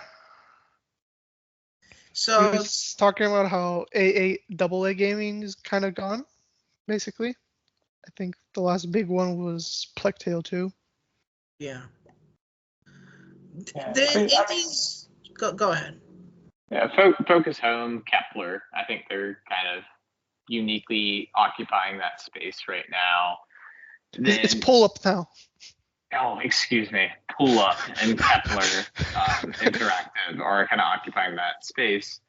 Obviously, Kepler has that French turn-based 33 something or another game coming out that everybody's excited for. Help me out here. No, 30. It's Exhibition 33. Thank you. Yeah. Oh. Yeah. 33 Immortals was revealed in the same year, like a year before, and so that remains confusing to me. Names are confusing, man. Like these developers need to come up with better names for games. Pick a different number. 32, 31. I don't know. Maybe hold on.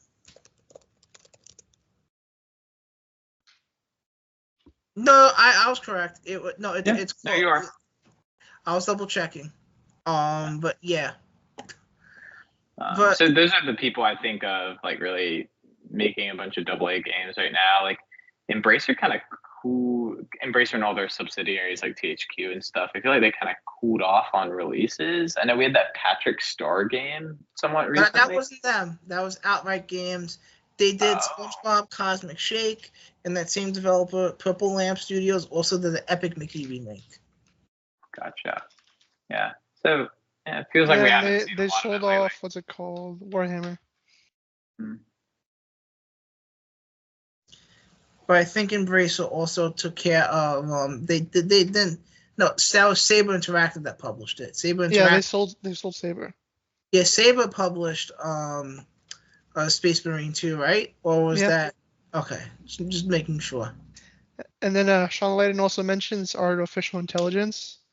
It's always been a tool, and it's not the saver people think it is. It's just a tool like anything else is.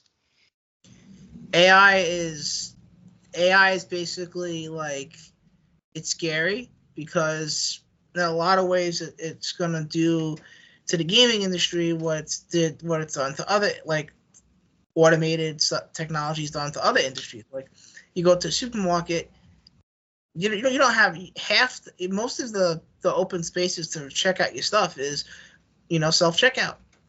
You don't need people. There's a lot less people on the phones answering calls. It's automatic now. Like this is just the next step for like development. I don't think it's a bad thing, because if you look at MetaHuman, for example, MetaHuman kind of kills animators' jobs, because instead of animators have to tune, like when they do mocap capture, have to tune the face. MetaHuman just directly puts the face into the video game. It's not the thing that will end everything, but it will take a certain jobs or tasks people had to do before. That's, I think, what I'm trying to get at. Like, jobs are going to be taken away because of the implementation of AI in game development, and it's up to the studios and publishers to ethically implement AI in the proper ways.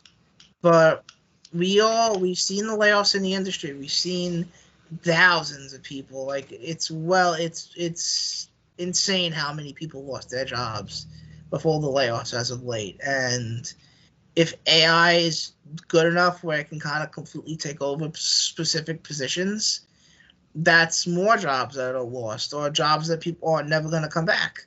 So the only thing we can be hopeful for is AI is a tool and is treated like a tool rather than a replacement of the human touch, which is a big reason why a lot of the games we enjoy are special, because that little mechanic, that little moment, that little animation quirk, that was somebody who did it. It wasn't just the computer doing it.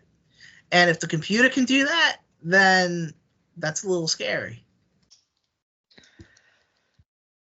Yeah, I don't know. I think everything will be fine, but it's not gonna drastically save the issue with gaming right now, which is the high costs.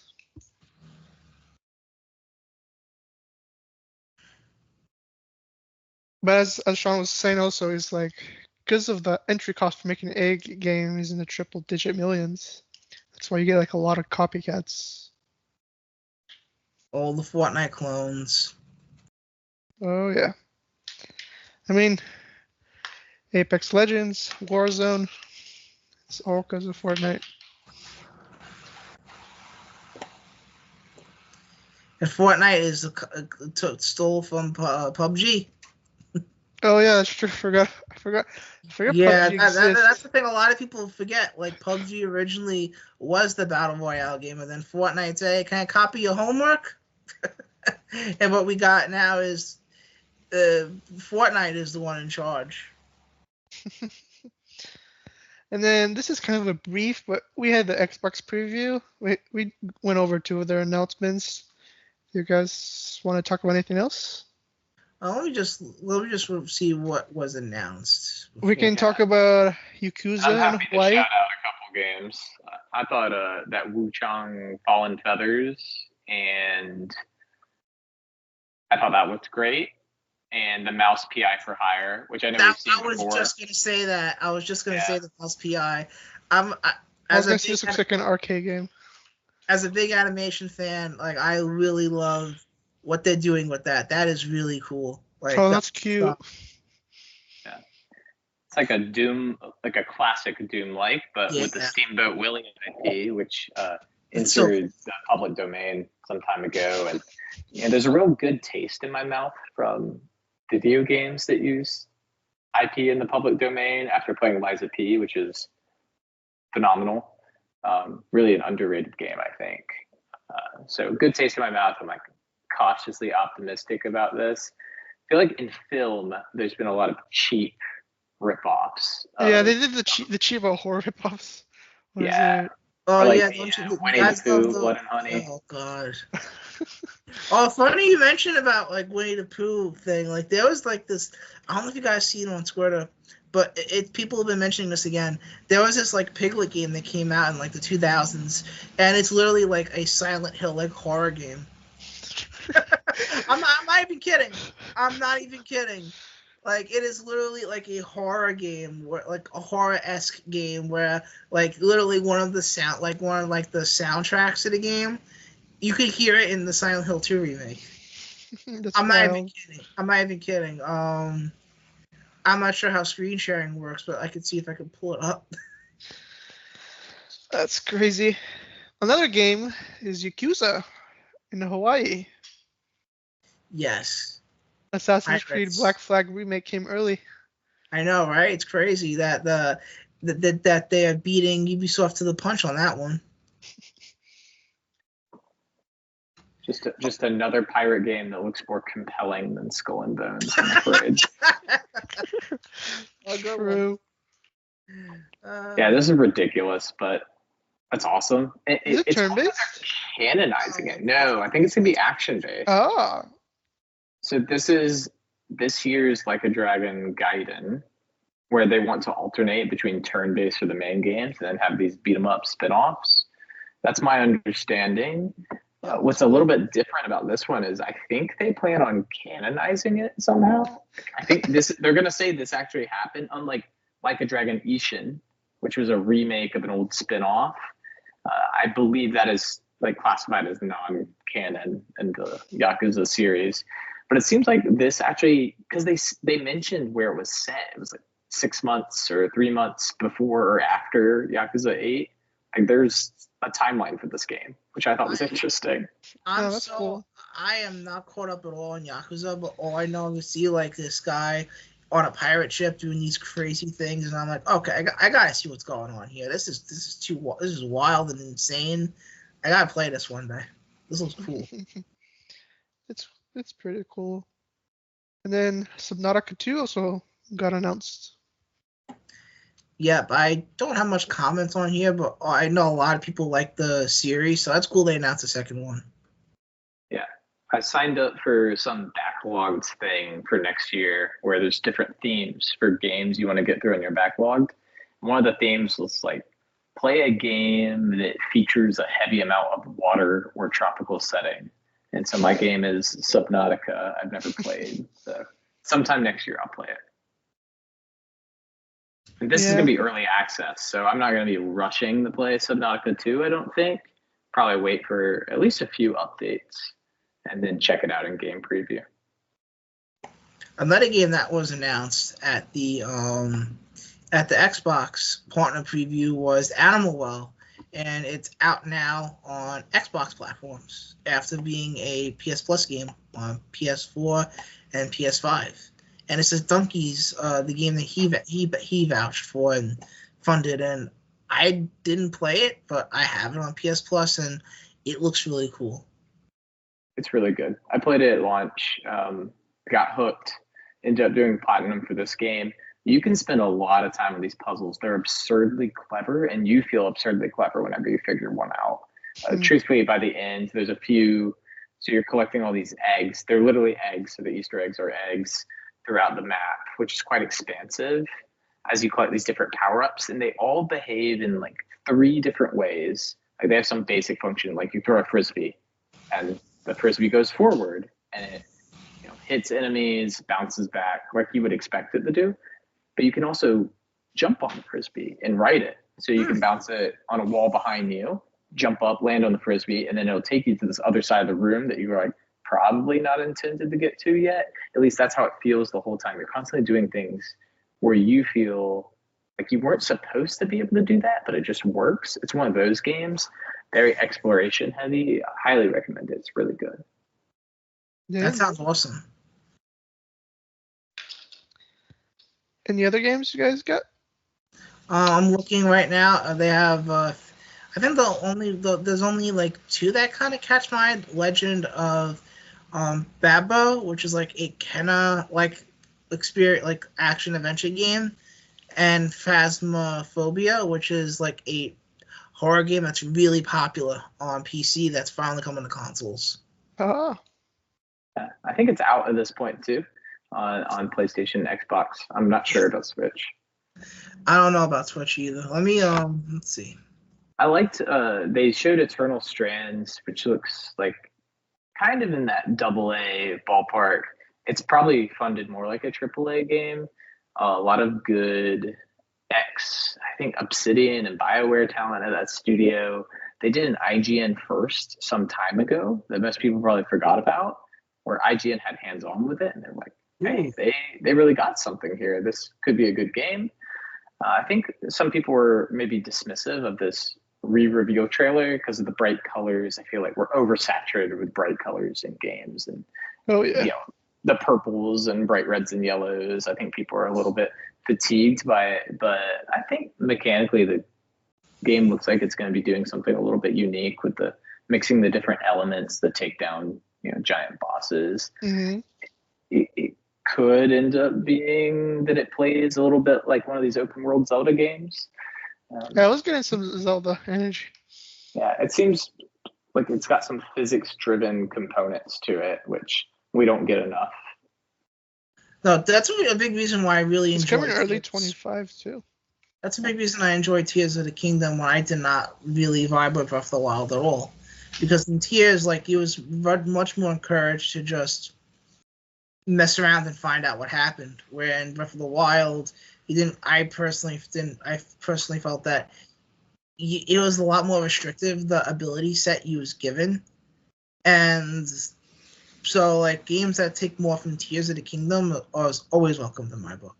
Because that has a level of freedom that I really appreciate. And I just want to confirm Phasmophobia, it's not confirmed for Switch at all. It's just the other platforms. Switch 2. Yep. Just like Ukulele remake, it's just Nintendo. For me, it's not even like a performance reason why I'd not want to play Phasmophobia on Switch. I'm actually thinking about how voice communication works on Switch, and that makes Phasmophobia sound less fun. They should really fix that on Switch 2. I think great. Yeah, Discord integration would be really awesome, but just a basic party chat system, as we saw invented in the Xbox 360 era, would be lovely. Come on, guys! Don't you love having your phone tethered to a headset with the Nintendo app with your friend codes? Come on! Don't you all love that? Yeah. Well, I think that's it for Direct. Yeah, it was a good. This was funny. This came out right when I was with the Iron Lords at Comic-Con. And I'm like, hopefully someone can cover this while we're all busy here. Well, this is kind of a small little thing, but surprisingly, Stalker 2 will be 30 FPS on the Series S.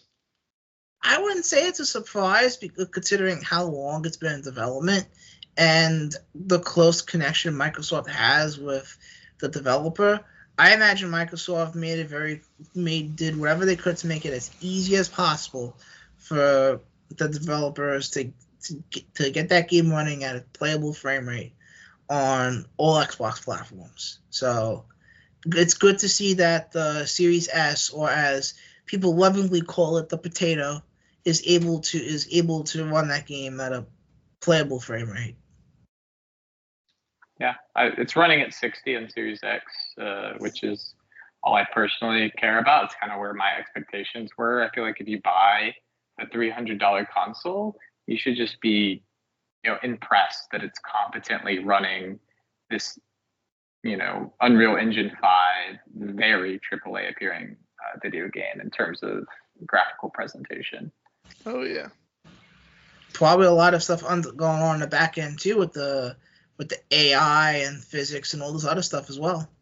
Yeah, it's a big open world game from what I understand. I don't think it's open zone. So we'll see.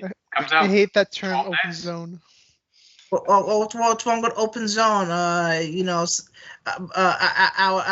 good friend Sonic the Hedgehog trademarked that for Frontiers. Open zone.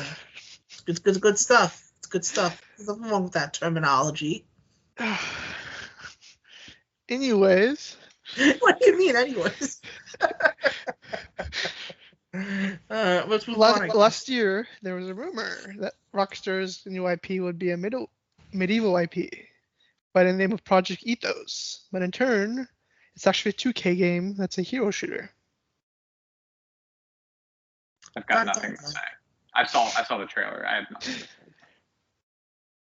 It's a hero shooter with extraction, so it's a little bit weird, but yeah, it exists. It's also a roguelike. Well, okay, so from what you're saying, they just basically roguelike, hero shooter, third person. Extraction.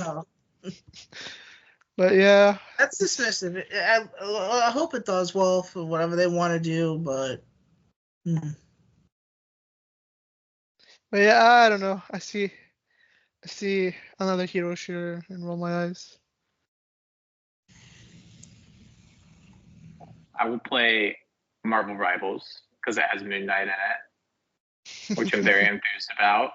And I probably won't play another hero shooter again for 2 years. Not be happy. Same. Until Overwatch 2.5. Hey man, that Marvel coat of paint is pretty good. It's gonna be great to play. So good the devs got arrested. Yeah, yes. But money laundering. just like Yuji Naka. Maybe they'll go share the same prison cell. And then we have Sean Layden is telling us that the hardware has plateaued, which I think Xbox has seen. Yep. Let me just let's see. I think you can see with PlayStation 5 as well that they've kind of reached their peak. Yeah, I think he might be. I might not have full context here. He might be speaking to something that they've been saying for a while, which is just that the pizza itself hasn't really increased in size. It's still like the same size pizza. It just seems like from a hardware perspective, like PlayStation and Nintendo have bigger slices of the hardware, but like the amount of people going out and buying dedicated console hardware hasn't really increased at the same pace that video games have grown, right? Like at the same pace software has. Because there are so many, like I see this pretty often, like kids are picking up PCs more and more, like even before they get their first console, because they watch all these Twitch streamers that play on these rigs. So their parents get them some pre-built, very basic PC that might be a price that's similar to a console and not be like what we consider like powerful, but it's good enough for them. It runs Fortnite and Roblox. And they can play with their friends. Yeah, you said it, man. Like it's also just a combination of it feels like it's a combination of a lot of different things. Like you have like Skywalker, you mentioned you literally just mentioned like a big point that like a lot of this latest generation isn't interested in. Well, there is interest in like the stuff we play, but Spider-Man. But like, it's a lot of kids aren't gonna. They expect the games to be free, and they just get the cheapest thing that can run the games. They don't really care if it runs at 60 frames. They just want something to play Fortnite, They want to play, like, that's why everyone's going after like the free to play live service bag, because that is what gets the latest generation in the door.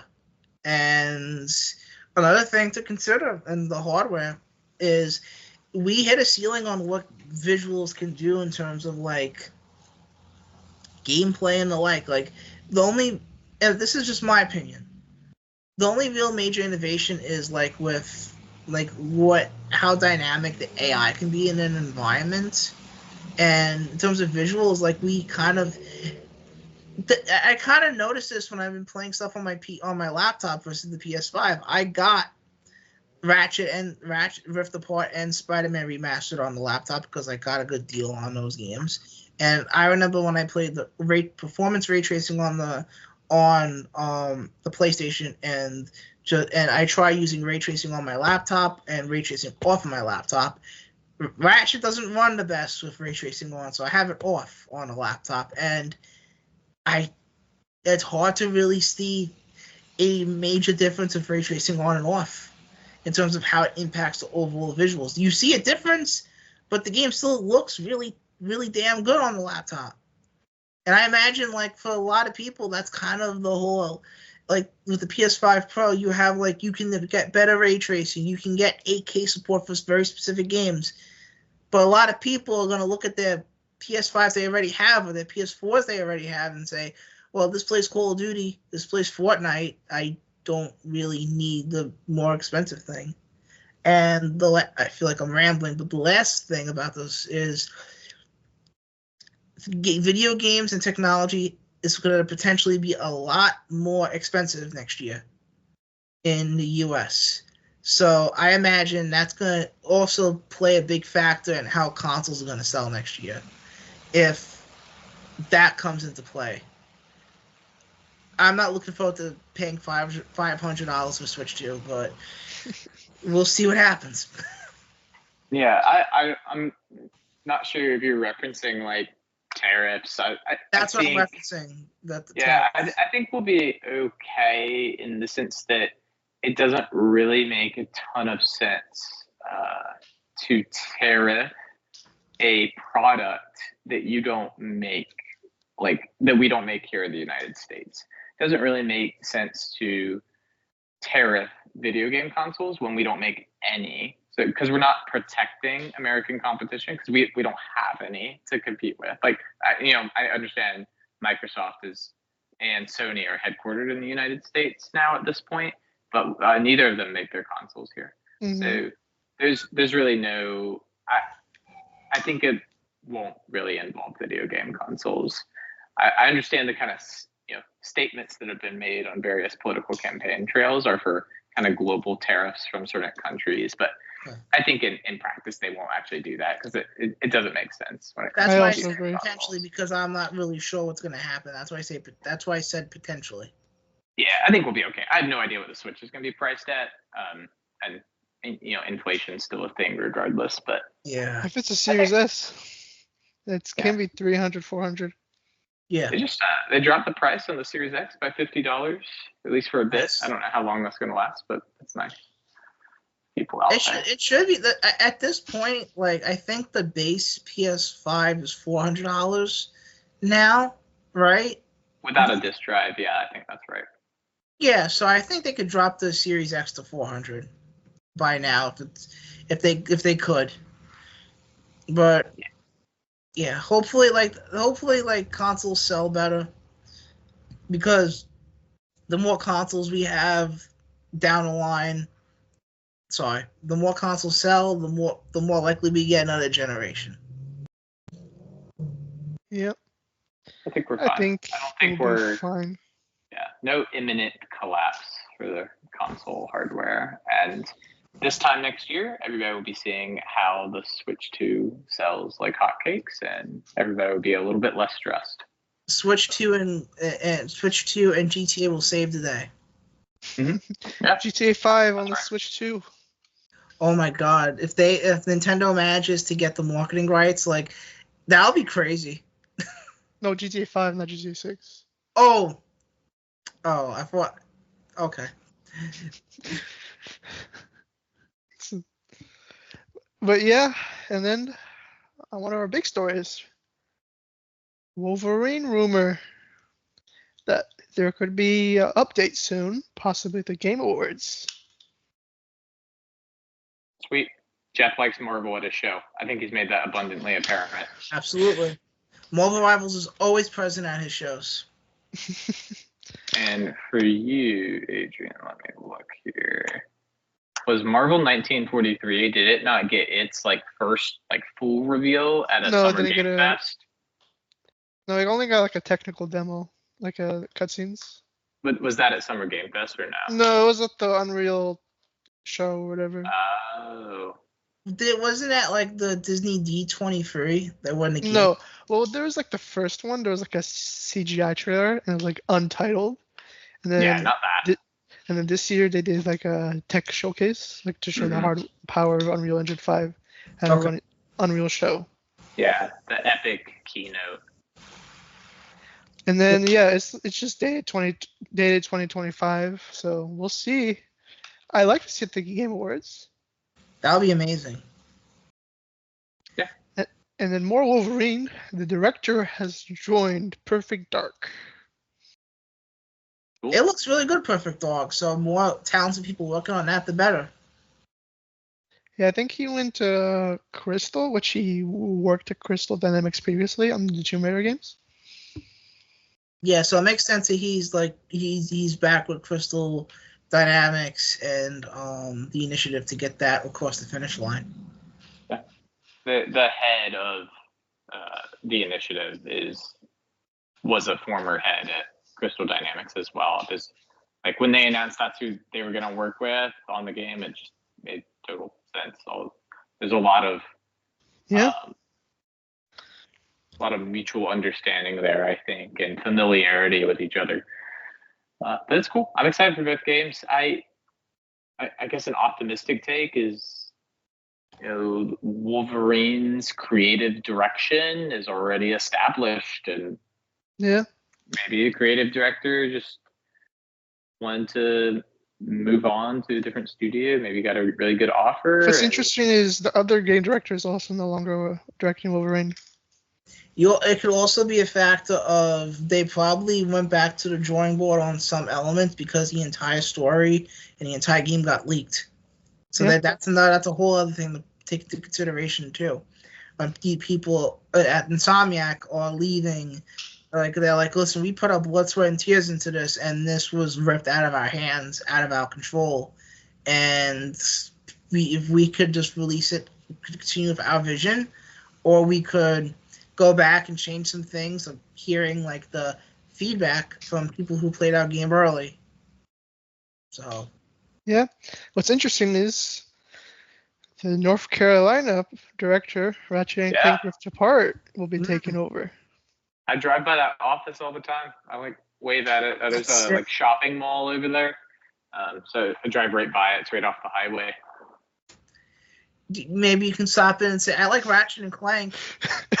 I like Ratchet and Clank. I like Wolverine more. I hear y'all are involved. Yeah. But it's a game director duo, and they'll be taking over. I like Marcus Smith.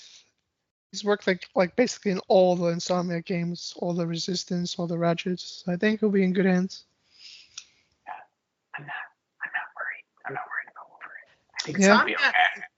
Insomniac are the goats. They've single-handedly carried the PlayStation 5 this generation in a lot of ways. So, and with rumors, if they release it in 25, that would be wild.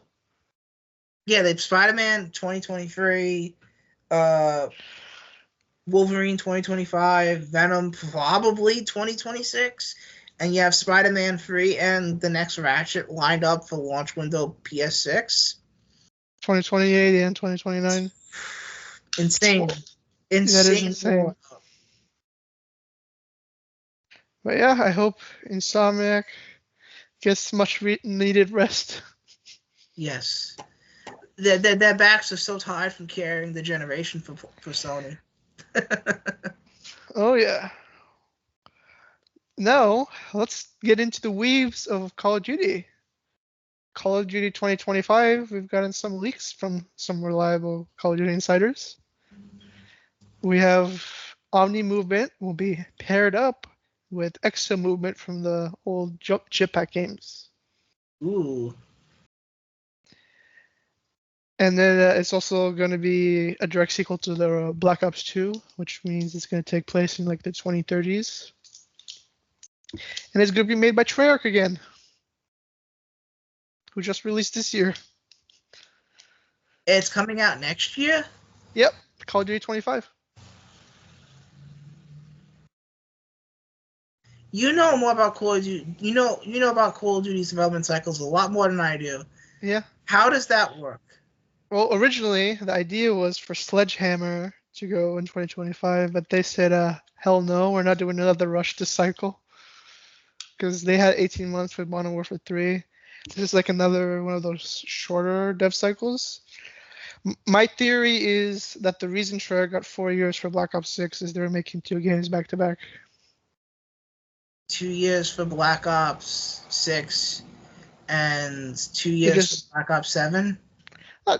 Not like that literally, but I'd imagine, like, because for a 4-year game, I'd imagine there's a lot of cut content you're just saving for Black Ops 7. So what you're theorizing is that, like, cutting room floor content was like the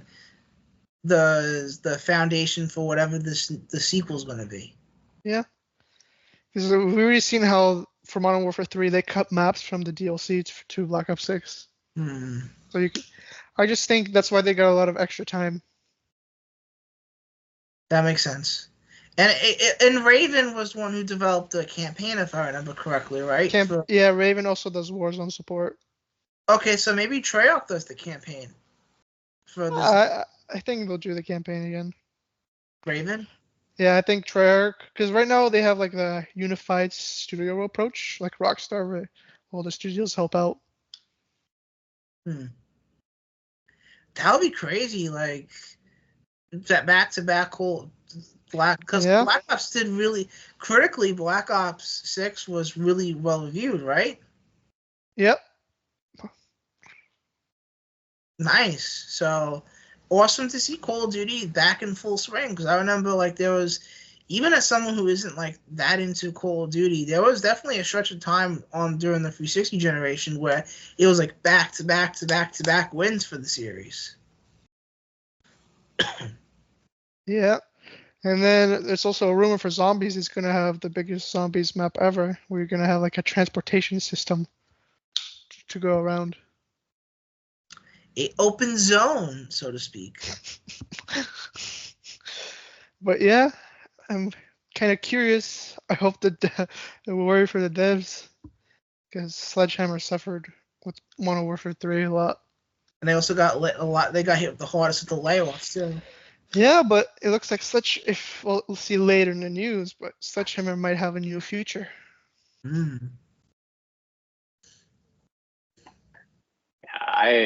Call of Duties, I try not to think about them too much until they start showing them to me.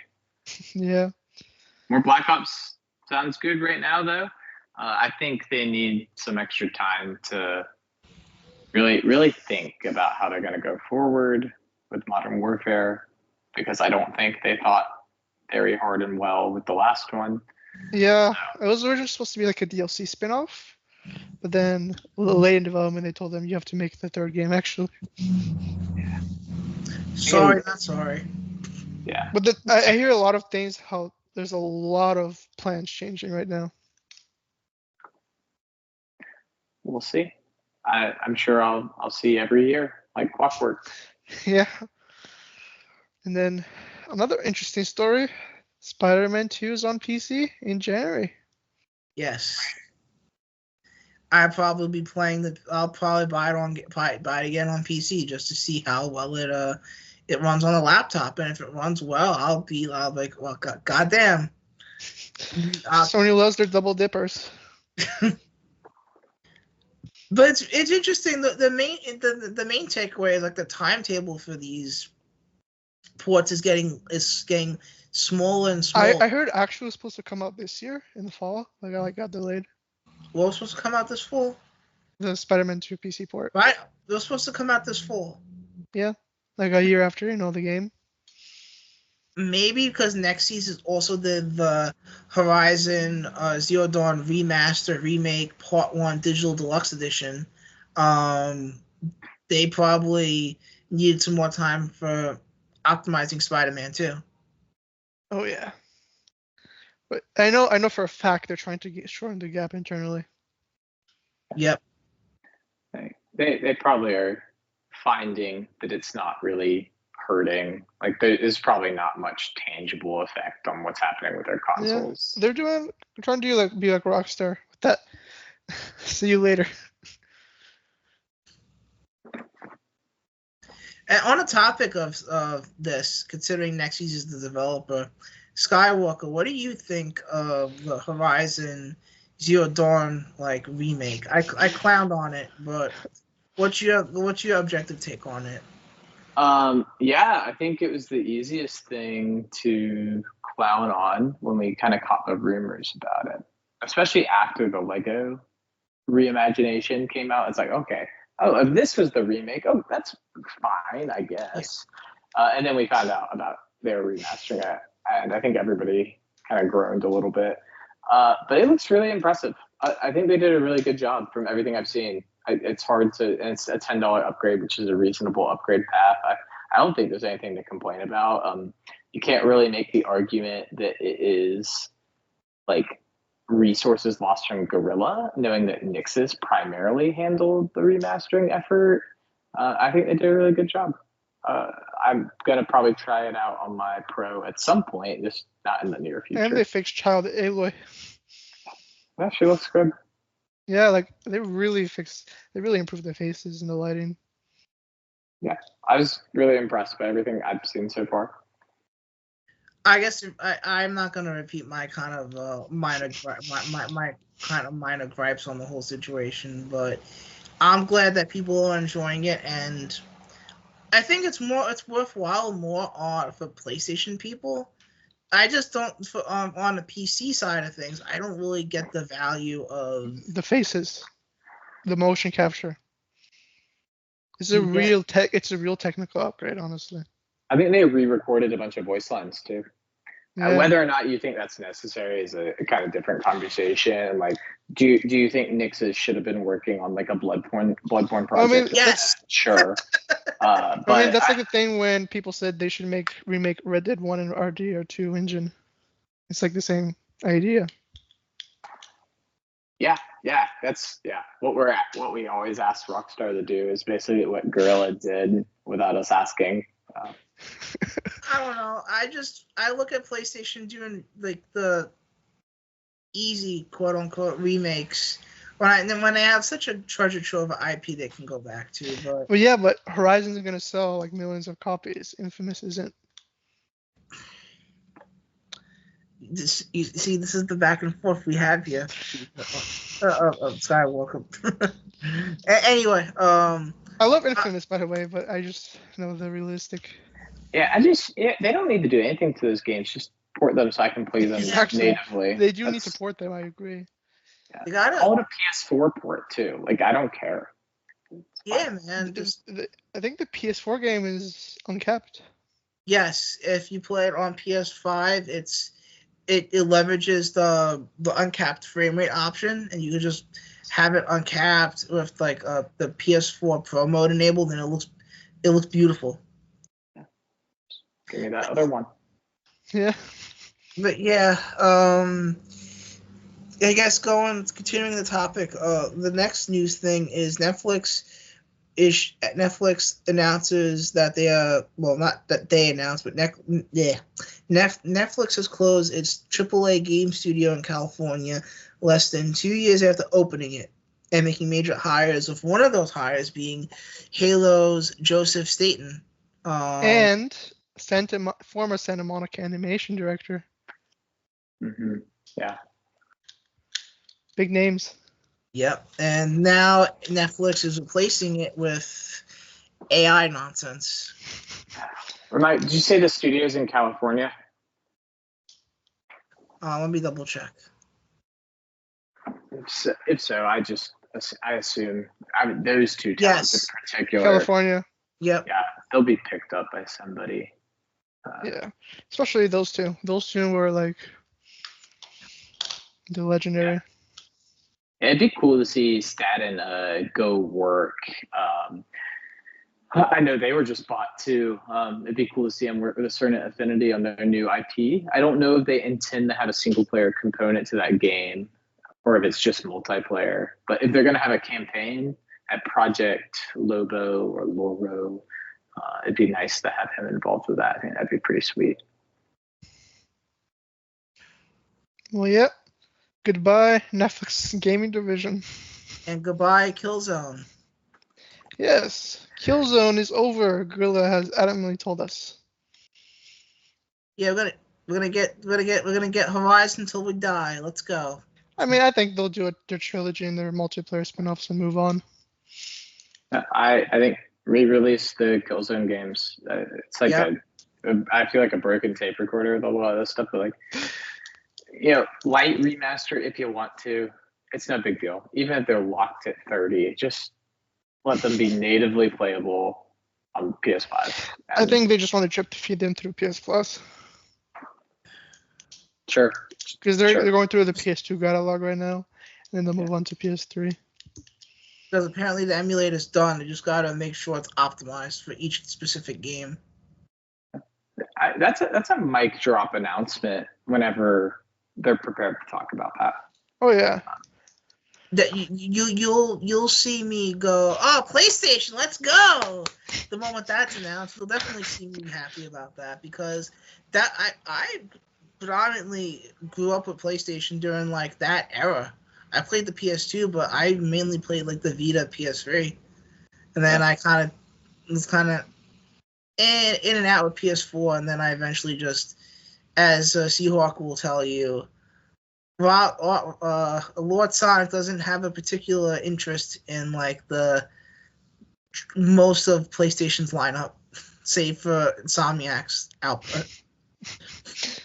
I've touched not much of the PS3 at all. Like I was just basically only on 360 at that time. I grew up on the PS3. Yeah, so I have a vested interest in a lot of that stuff coming over. Obviously, they remastered and ported all the Uncharted games to PS4, and I played them that way, and it was great. So I just want to see that for more of those franchises that are stuck there. I don't want to play those games in the cloud. Like I think about optimizing how I spend what gaming time I have. I want it to be a native experience, I think, at this point. Absolutely. Yep. And next up, we have the Rayman remake from the former Prince of Persia team. Yes, and I'll read this. According to Insider Gaming, the unannounced Rayman remake is in development with the codename Project Steamboat. It's being made by the Ubisoft Milan. Milan. Thank you. And they developed a ton of Ubisoft games over the years, including the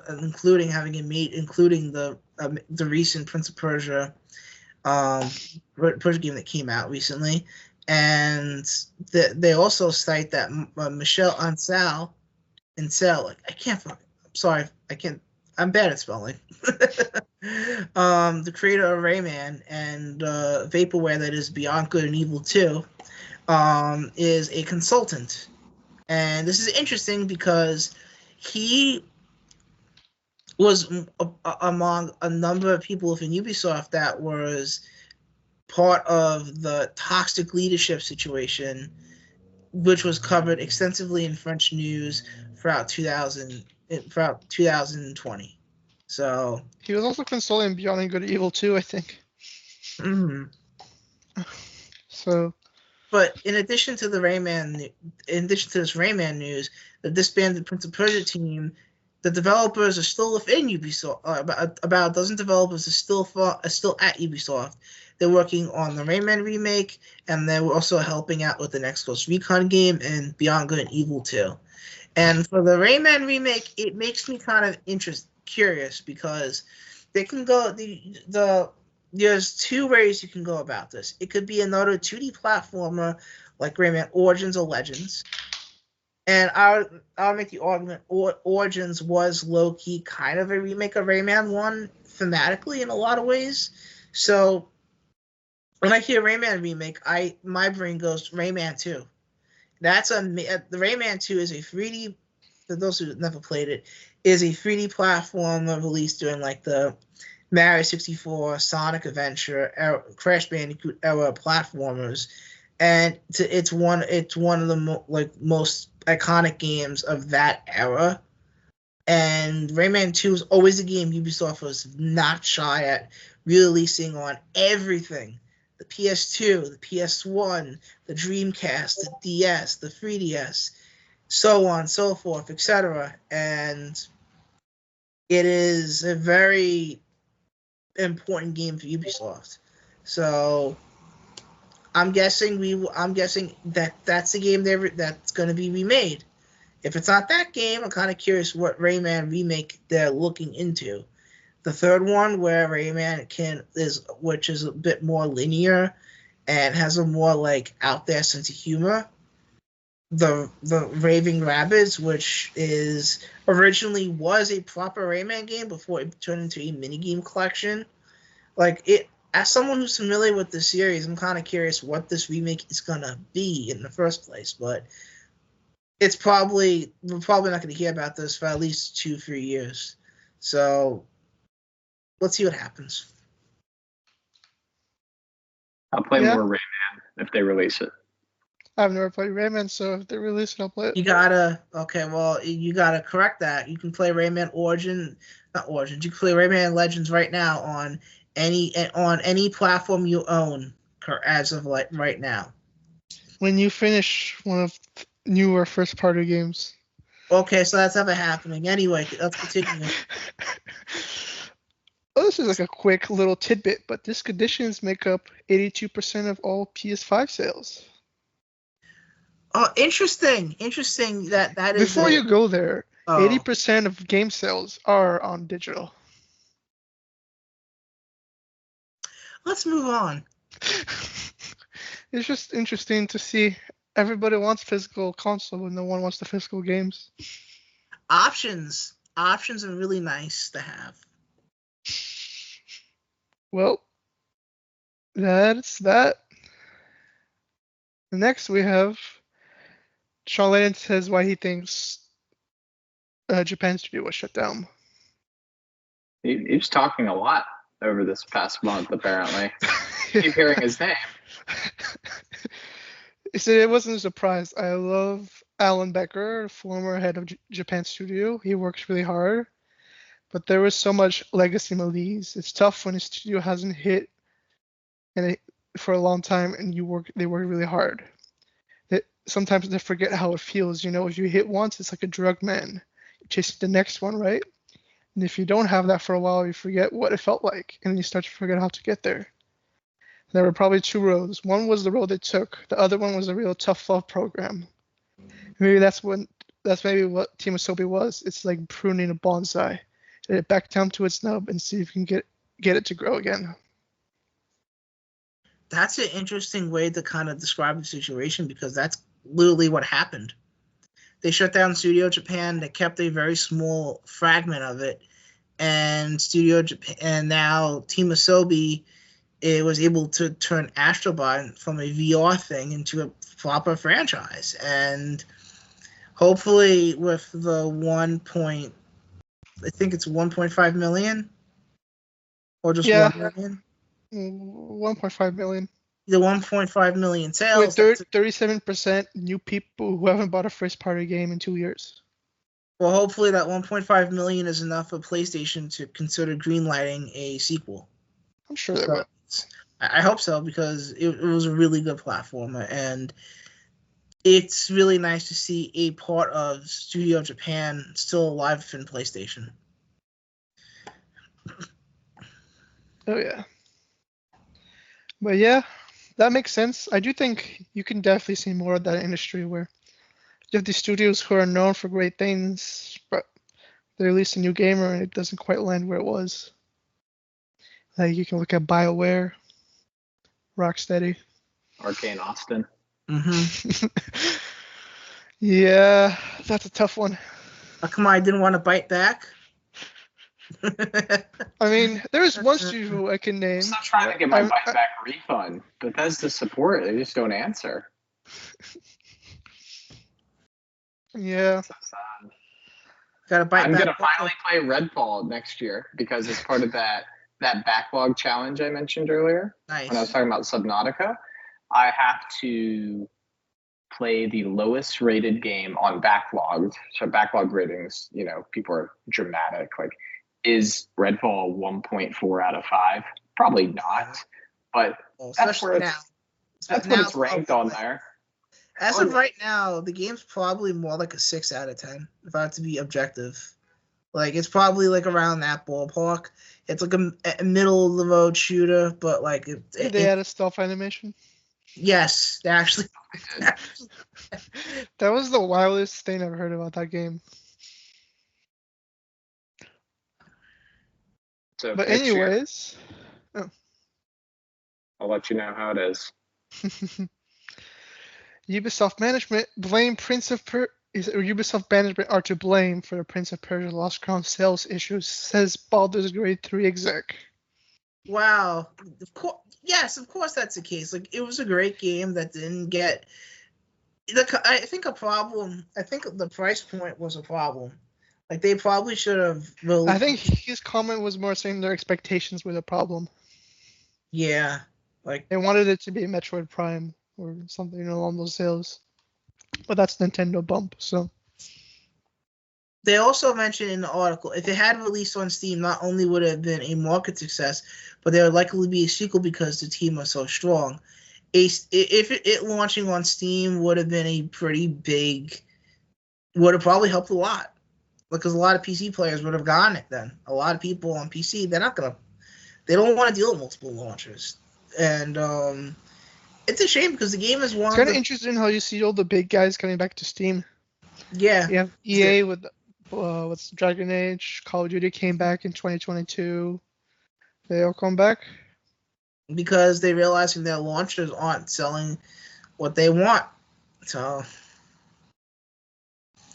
but yeah, like the expectations for a platformer, you gotta have realistic expectations for a platform, and a Metroidvania specifically. It's a genre that it is popular, but it isn't like super, super popular. So you gotta budget and have like your sales targets at a reasonable place. Like for example, like Sonic, the budget for like the I imagine the budget for the Sonic XL generations wasn't like Sonic team probably got like a bit of a bump because Frontiers did really well commercially, but they probably didn't get like an insane budget. And then result was they made a game within like a sales target window and a budget window, and that's why when they got that 1 million sales in like before launch, they were very happy because it exceeded those expectations that they had internally. Ubisoft having like those lofty expectations for a 2D platformer Metroidvania that they're charging $50 for. I think they were counting for Prince of Persia remake, which was supposed to come out earlier. Well, then they shouldn't be punishing the team that delivered on time with a almost 9 out of 10 experience.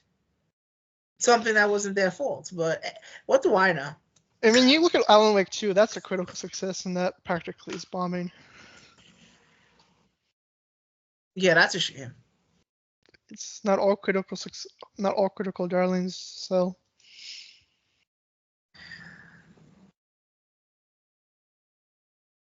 But I think that's it for that.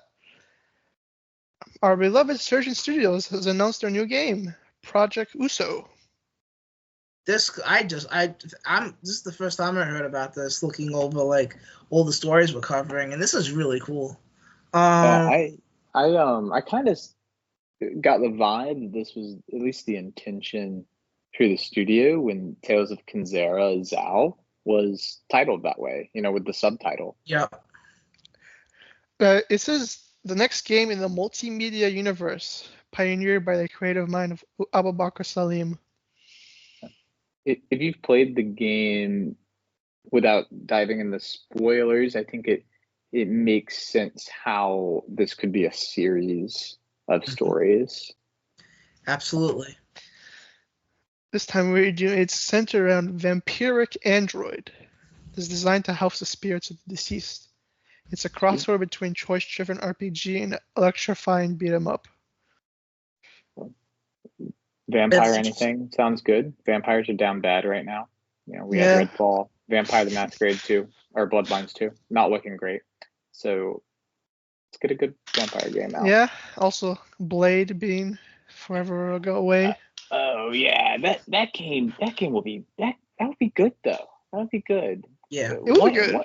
It might have been you that was trying to tell me like, yeah, it might come out before the movie. I was like, nah, and now I'm like, maybe. Like Arcane Leon, Deathloop was 2021? Question mark. So it's. I mean, it's also I think possible that they were working on 2 games at once. Yeah, possible they had something else cooking that went on to the back burner when they got access to the IP. Like, is there a Dishonored 3 build somewhere? Because the actor said he was doing DLC. Yeah. And then I don't know what happened to that. Yeah. We knew at some point they were planning Dishonored 3 from those trial leaks. So yeah. I'm guessing that Dishonored 3 is something that they were gonna do initially, but once they got the Blade IP, they're like the back burner. You'd imagine it was like a year in development at least. Yeah, I think back burner not dead. I think it's an IP they're gonna want to revisit one day. But I think with the Blade game they said we're like just starting development or something. Or something along the lines of early. They could say that, but it's probably some work's done. Because Marvel loves to announce things early. 1943 was announced as untitled Captain America game. Yeah, I think there's some level of like gameplay direction already established there because they were able to. They weren't like, here's the title card, bye. Like they were able to provide a little bit of information about like, where it's going to be set, what it kind of looks like, that it's going to be third-person perspective. But they gave us a little bit of information, not much to go off of.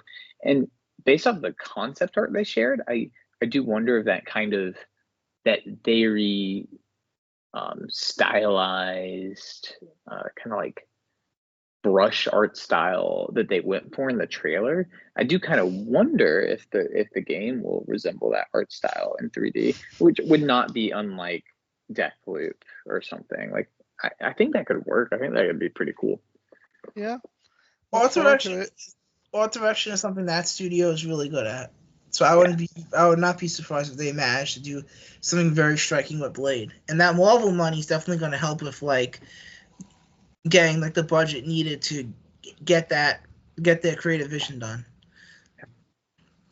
But something about the Sergeant Studios project is that the game is announced technically, but the press release also stated that Sergeant Studios has developed a fully functional prototype of Project Uso and is actively seeking a partner to bring it to life. So, a publisher. Yes. So the game is in development right now, but there's no publisher. So what that tells me is that EA is not involved.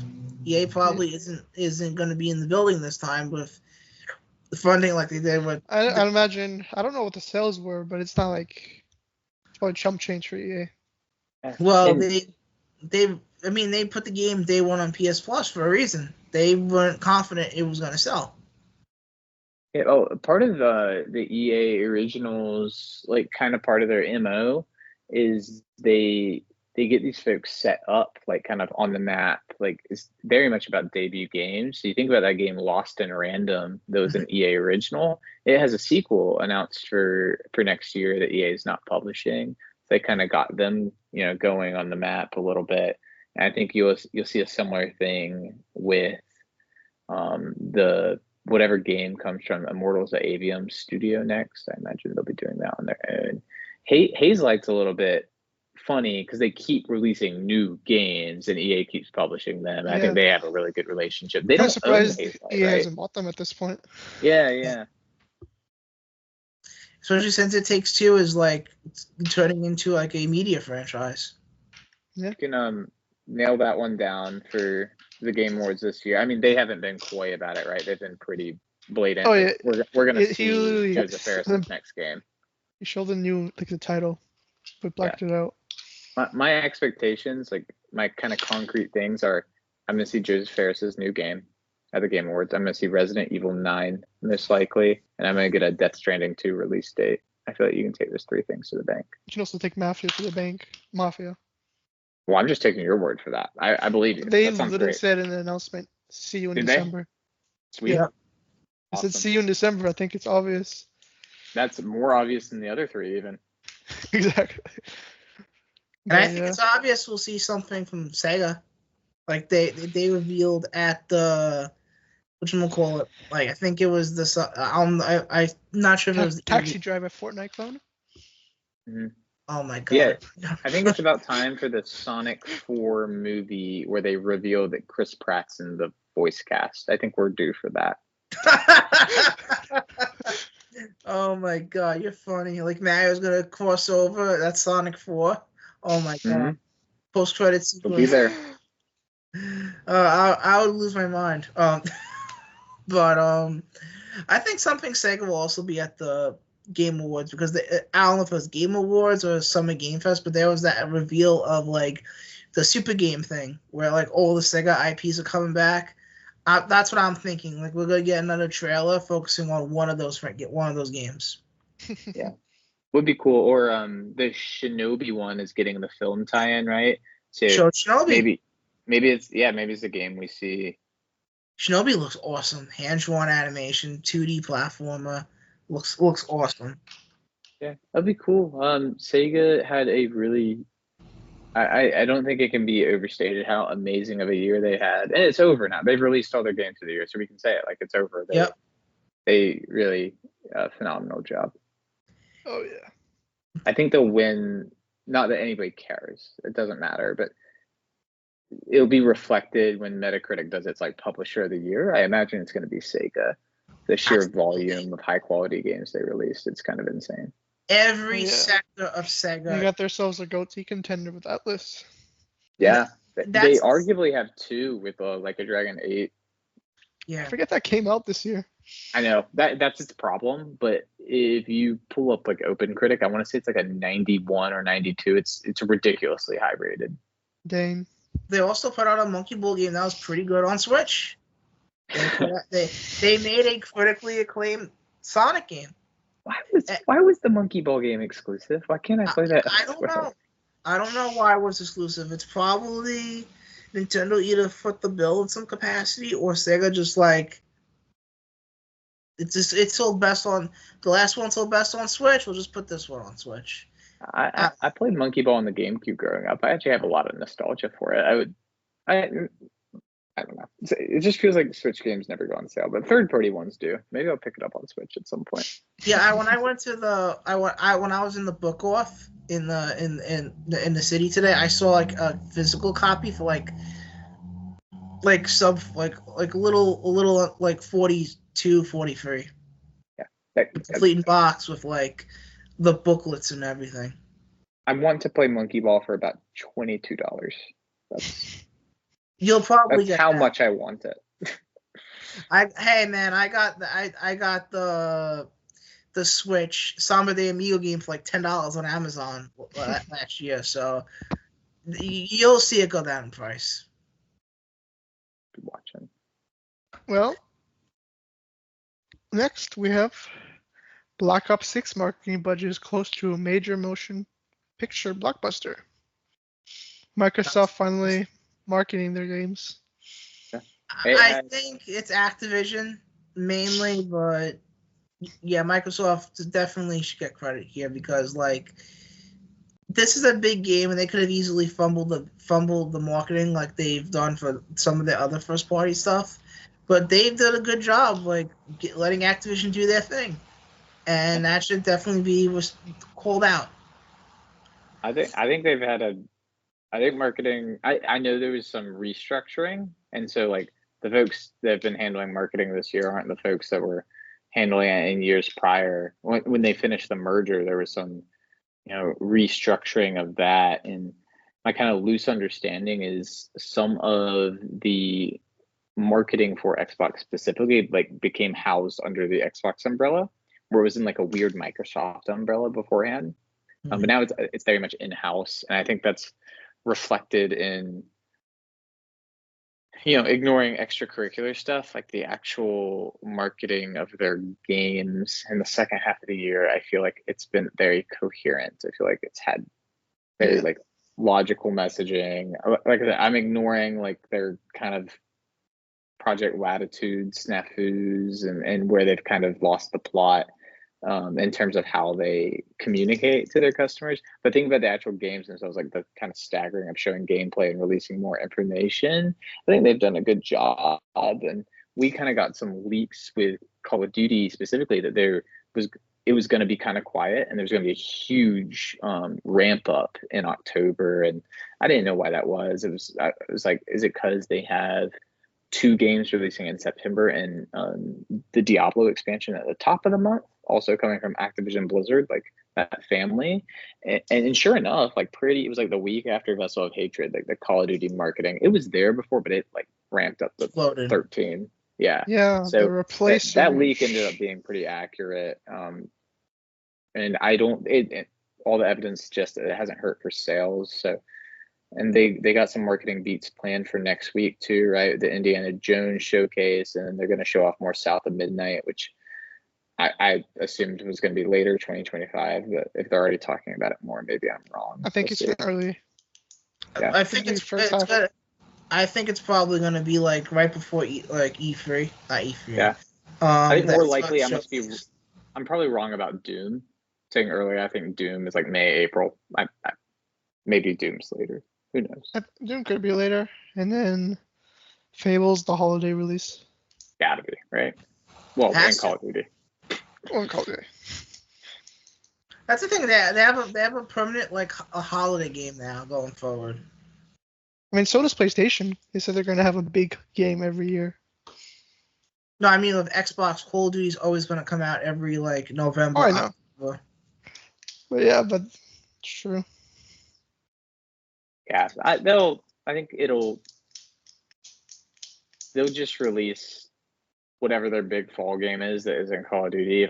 When they have one, it'll just be, hey, Call of Duty's a November game this year. Okay, we'll release in October. Oh, it's an October game this year. We'll release in November. Mm-hmm. I imagine that. Or December with Indiana. Yep. Yeah. Or people. That's a good point. People are using the whole calendar now. Yeah. Yeah. February is the new the new November. Mm-hmm. Here's an idea. Put the Game Awards in January. That's all I'm saying. I agree. Wow. So I controversial. Agree. Because that would allow more games to get nominated for Game of the Year. In January, you have the New York Game Awards. Why not have the actual Game Awards in January? Oh, and BAFTAs and DICE are also in the new year, and the GDCA is held in March, correct? The Game Developers Conference, where they give out pretty prestigious awards. So it's literally just Jeff, and then the golden joysticks. I'm not sure anybody cares too much about the golden joystick. Well, I'm actually going to be going to the New York one next year. That one looks fun and intimate. I watched the stream one year. It looks like a really like intimate, enjoyable event. It's gonna be fun, because during like the writer and editors meeting, this was brought up, and then like COG was like, a lot of like major people go to these things, and you get a lot of great networking opportunities. So that'll be really cool to see Jeff in person. Yeah, I think at the last New York Game Awards, Todd Howard was like a key speaker. Yeah. And I want to say like Phil Spencer and some other folks. I think maybe Reggie was in the building too. There's some like big figures in the building. Yeah, the king from the Iron Lords had to be the bodyguard for Reggie. Well, moving on. Assassin's Creed will have something every 6 months. Yes. Yeah, I Whether speak it for be a all mobile game, three a of us remake. who are excited when I say yes, please. Sounds good. I'll take the Black Flag remake, not gonna lie. Yeah, that's next year. I'm very excited about that. But yeah, Ubisoft is getting very desperate with their cash flow issues. If this is how they want to lash out in their desperation, rather than release free-to-play shooter number 344, then I feel like we can't complain too much about it. Speaking of releasing interesting things, Ubisoft just quietly launched a full-blown NFT game. Let me see what this is. The Ubisoft. They just soft launched it. It was called Champion Tactics. It's a PvP tactical RPG on PC. I don't think I saw anyone talk about this, so nobody noticed it. Yeah, skip. But yeah, Ubisoft's keeping their NFT promise. Okay, so this is ridiculous. At the time of this piece, 5 days after launch, the in-game marketplace has figurines for sale ranging from $7 to a whopping $63K for something called a Swift Zillot. Yeah. Yeah. Yeah. Okay. I think that's gonna give me a migraine if we keep reading it. Yeah. Let's move on. Let's not give this any more oxygen. Firewalk Studios has closed, and they have released a statement. We should have fired our art team. That's mean. I'm sorry. Yeah. To Concord.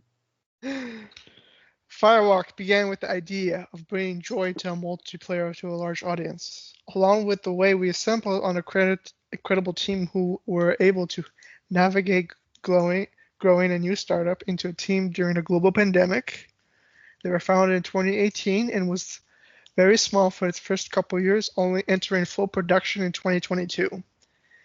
Build a new customized next-generation FPS in Unreal 4, which eventually got transitioned to Unreal 5.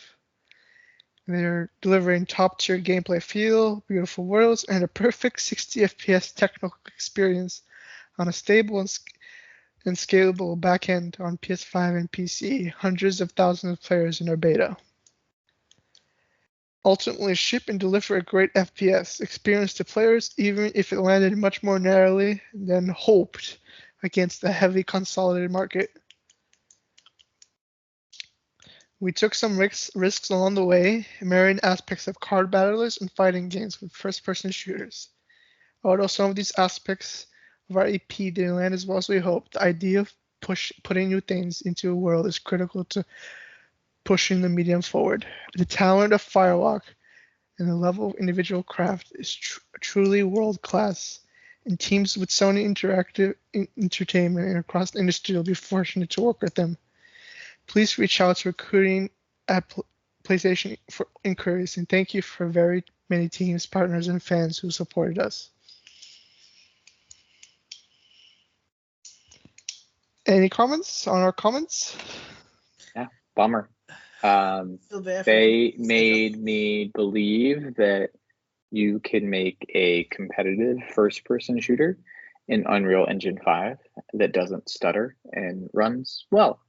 Yeah, which might be relevant to the future. The biggest game I've seen on Unreal Engine 5 that doesn't suck at 60 FPS. I didn't know it was on. I had no idea it was on UE5. Yeah, that's impressive. It's. But Concord, I just feel like the art direction was the biggest thing, and again, I really hope that the people that moved to different positions, different PlayStation or other places, really take the feedback that we need to have like good art direction, so that way people actually pay attention to our product. Because now I feel like that was the Achilles heel of a Concord. I completely checked out. I don't really care about any of how Overwatch and Marvel Heroes. What is the most? Why do people play those games? The characters look awesome. And the porn. We're trying to be a PG show. We don't say that's that. why people love Overwatch. Let's be real. I mean, you're not wrong. I'm just saying we're trying to be a PG. But okay, yes, like. And you need good characters for that. No offense. You need to have like a good plot and good personalities, all that good stuff. But yeah, goodbye, Firewalk. Hardly knew ya. May you move on to be a good support studio for Bungie. I mean, they're dead, so they can't move on. Oh. Well. Where were they based out of again? They're in Seattle, next to Bungie. Okay, go. I know And some Halo folks Studios in Seattle that are, or near Seattle, that are working on a first-person shooter in Unreal Engine 5, and could always use some extra hands on deck. So, I mean, to be fair, they just got a very big studio to help them. Yeah. See, I think could be a good thing. But yeah, I just hope they all land on their feet. Yeah. They're clearly talented folks, and they're in not a dry spot in terms of development studios. So I think a lot of them will find a spot. Oh yeah, for sure. Well, next we can talk about Grand Theft Auto 6. When is it coming? Take-Two has reaffirmed it is coming in fall 2025. I think even more confirmation that it won't be delayed. Yep. I'm a believer. I am too. And they even talked about the Series S. We support. It's gonna run. We'll figure it out. We support platforms where consumers are for as long as they're there, and we'll find a way to support platforms despite different levels of tax. Our labels are really good at that. I'm not really worried. We're good. Yeah, good I job believe them. of not throwing the Series S under the bus. I mean, they realize that that's going to be the place that GTA is that and the PS5 are gonna be where it sells really. Yeah, can't wait for the 180p. Well. Yeah. Like, not being a platform holder themselves, I imagine Rockstar benefits from a low barrier of entry console having the game, right? Oh, yeah. Like say they can't release it on the Switch right away or the Switch 2 or whatever, then Series S in stores, bundled or just sold like right next to GTA 6, like you don't have any console at all. Maybe you have a PC actually, and it's not there. That's kind of the lowest entry way to get in and play GTA. And I think that common consumer just doesn't know that it will be the worst place to play the game, just objectively. But it's low barrier of entry. I don't think that hurts Rockstar by any means. If they get it working there, and they certainly have the resources to figure it out, right? So, yeah. And if Microsoft really wants to make sure it's the best it's really good on the console, they can send people over to help. They can help. Totally. Oh yeah. I don't think anybody in the whole industry, no matter how arrogant or ignorant they are, is oblivious to the kind of gravitas of Grand Theft Auto. I can't. I say that I can't envision them not being on the ball with that, but I guess you never know, obviously. And GTA 5 sales have reached 205 million copies. The game keeps on selling. Buy it. To be fair, I did double dip on Xbox. Yeah, I did too. Because the upgrade wasn't free or even discounted. No. I got the game on sale the second time around because I was like, no, Rockstar, that's messed up. Yeah, I got a $10 upgrade for expanded and enhanced. On PS5, I think it's the upgrade is relatively inexpensive. I think on Xbox it was full price, I believe. Yeah, on Xbox. Yeah. Because Sony got a deal with Take-Two to get the $10 upgraded. There was like the 360 to Xbox One was where it was like I had to buy the whole game again. And then I think I did get some sort of upgrade for the Series X version. But it might have just been on a big sale. I can't remember. I remember I got it on sale for Xbox. I don't know if it was on like an upgrade or whatever. Yeah. Speaking of sales, of GTA Online, Expanded Enhanced is coming to PC. Finally. sweet. They never released the upgraded version on PC. I had no idea. That's Yeah. their Rockstar's PC strategy is perhaps the strangest of anybody's. Let's put Red Dead Redemption 1 on PC like 20 years later. I mean, Works. it works. They make money. Speaking of Take-Two schedule, we have some fiscal years for the. One sec. For the Borderlands and Mafia. That's what it was. We have both Borderlands and Mafia for fiscal 26, which is between April and March 26. April 25 to March 26. Borderlands is probably I would imagine that's a summer game. Well, Mafia might come out a little. Would you do Mafia in the holiday? Because that's near GTA. When do you think it's coming out? You said fall, right? Yeah, fall. They said fall 25. Yeah. I'm guessing October. I would guess that. Well, we already know they're big, not fiscal. They're, when I say quarters, I'm talking about calendar. Their quarter one release being Civilization, pretty big deal in February 11, I think. Yep. So it looks like they're on track to release things quarterly. If that's how they want to go about it, you could probably double dip with like Mafia and Borderlands coming out pretty close to each other, because one's going to be a single player narrative driven game, one has its multiplayer component, right? And it'll be kind of not live service but an evolving game. Yeah, and there's also NBA, but I think NBA always releases around the same time every year. Yeah. Kind of closer to the tail end of the year, right? Yeah, it's like it's summertime, like August or something. So if they're really ready to show Mafia gameplay in December, kind of makes me think it'll come before Borderlands 4, which I think is the one we arguably know the least about, right? Yep. But I imagine that's probably like progressing pretty well development-wise. We haven't. Mafia hasn't been in development for a long time because 813 they canceled their game in 2021, the live service one.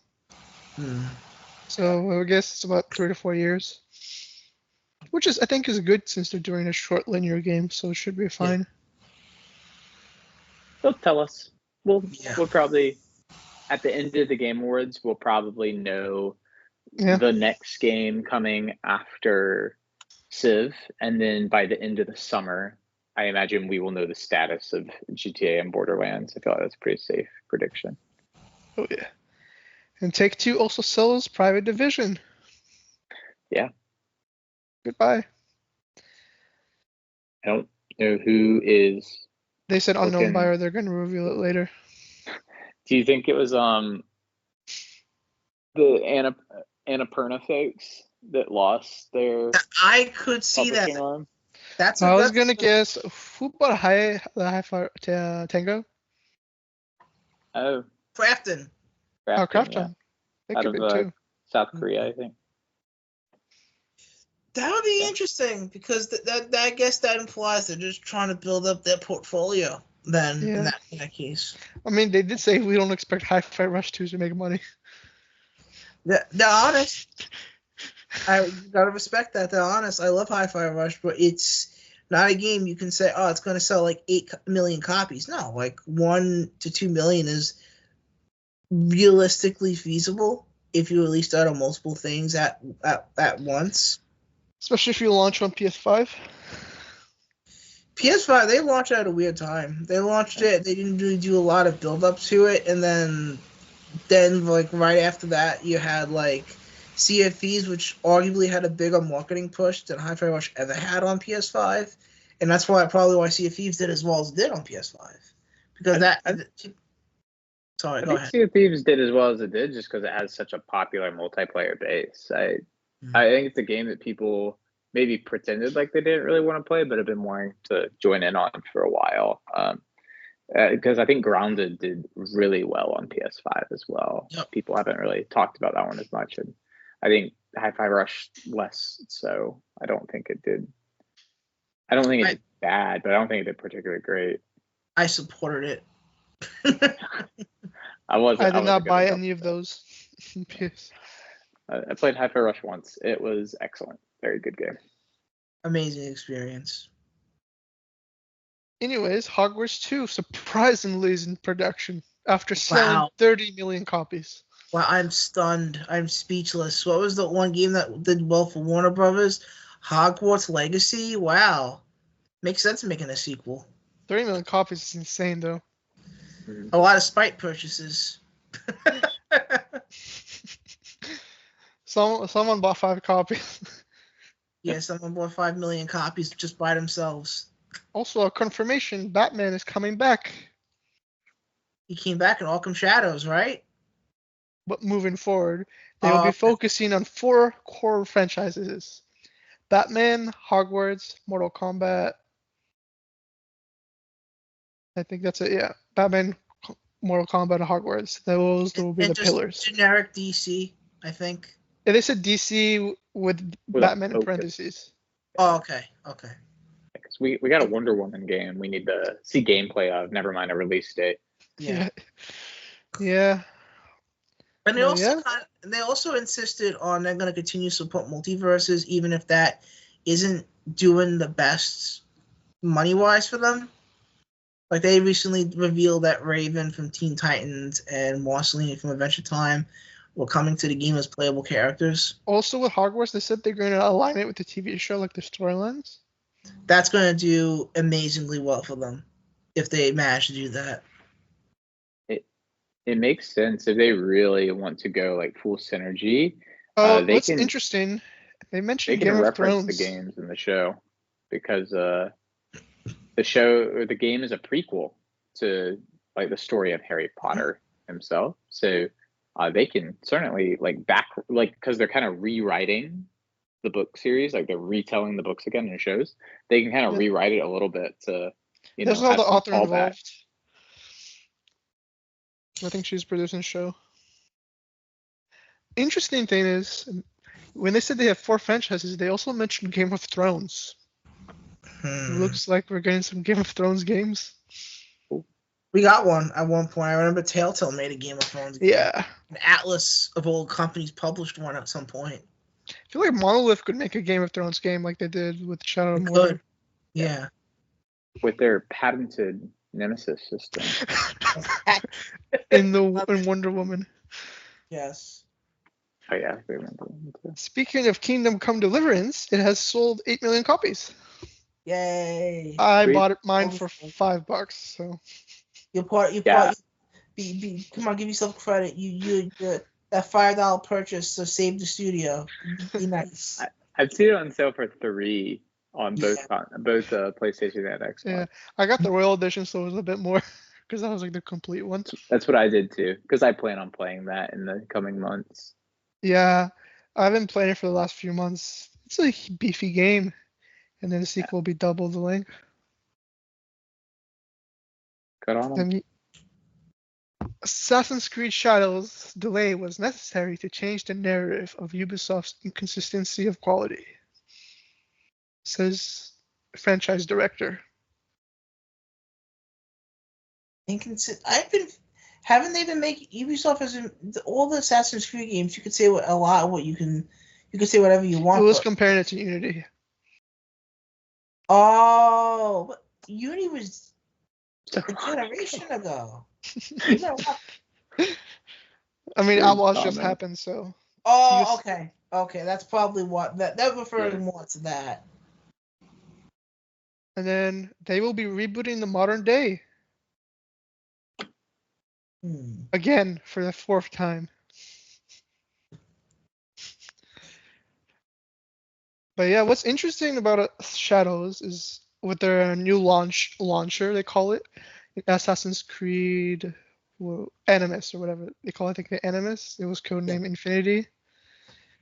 They're gonna make like the game and modern day like separate experiences, so like the player is no longer interrupted by modern day. That was like always a complaint by players how they didn't want to do modern day. You don't want to play Desmond. So now it's like an optional thing where like separate experiences. I don't mind the modern day stuff. Back when it was interesting, I liked it. I hear rumors that they're gonna do like a massive sci-fi time jump, like 100 years in the future, whatever. We're in space?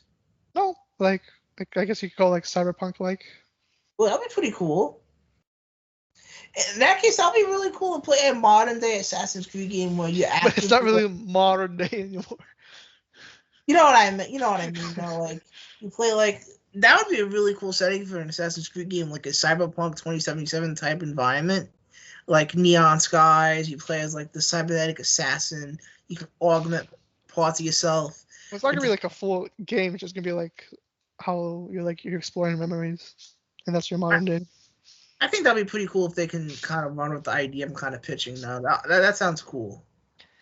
Then they also just say how devastating impact of Shadow's diversity and inclusivity backlash. Which I think we all know how that went.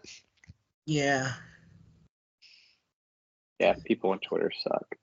Yeah. Assassin's Creed Shadows looks awesome. I will be really there. Does. Day 1-ish.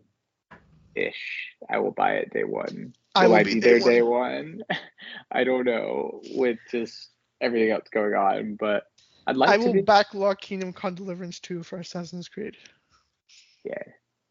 I think Assassin's Creed, the way the systems are set up, they kind of honestly, checklisty nature of them, they make it easier to like tackle a massive game in chunks where it's like, oh, I'm getting on tonight. I only have 2 hours, a long day of work. I want to clear this neighborhood or this district, or I want to do these, very tangible things that you can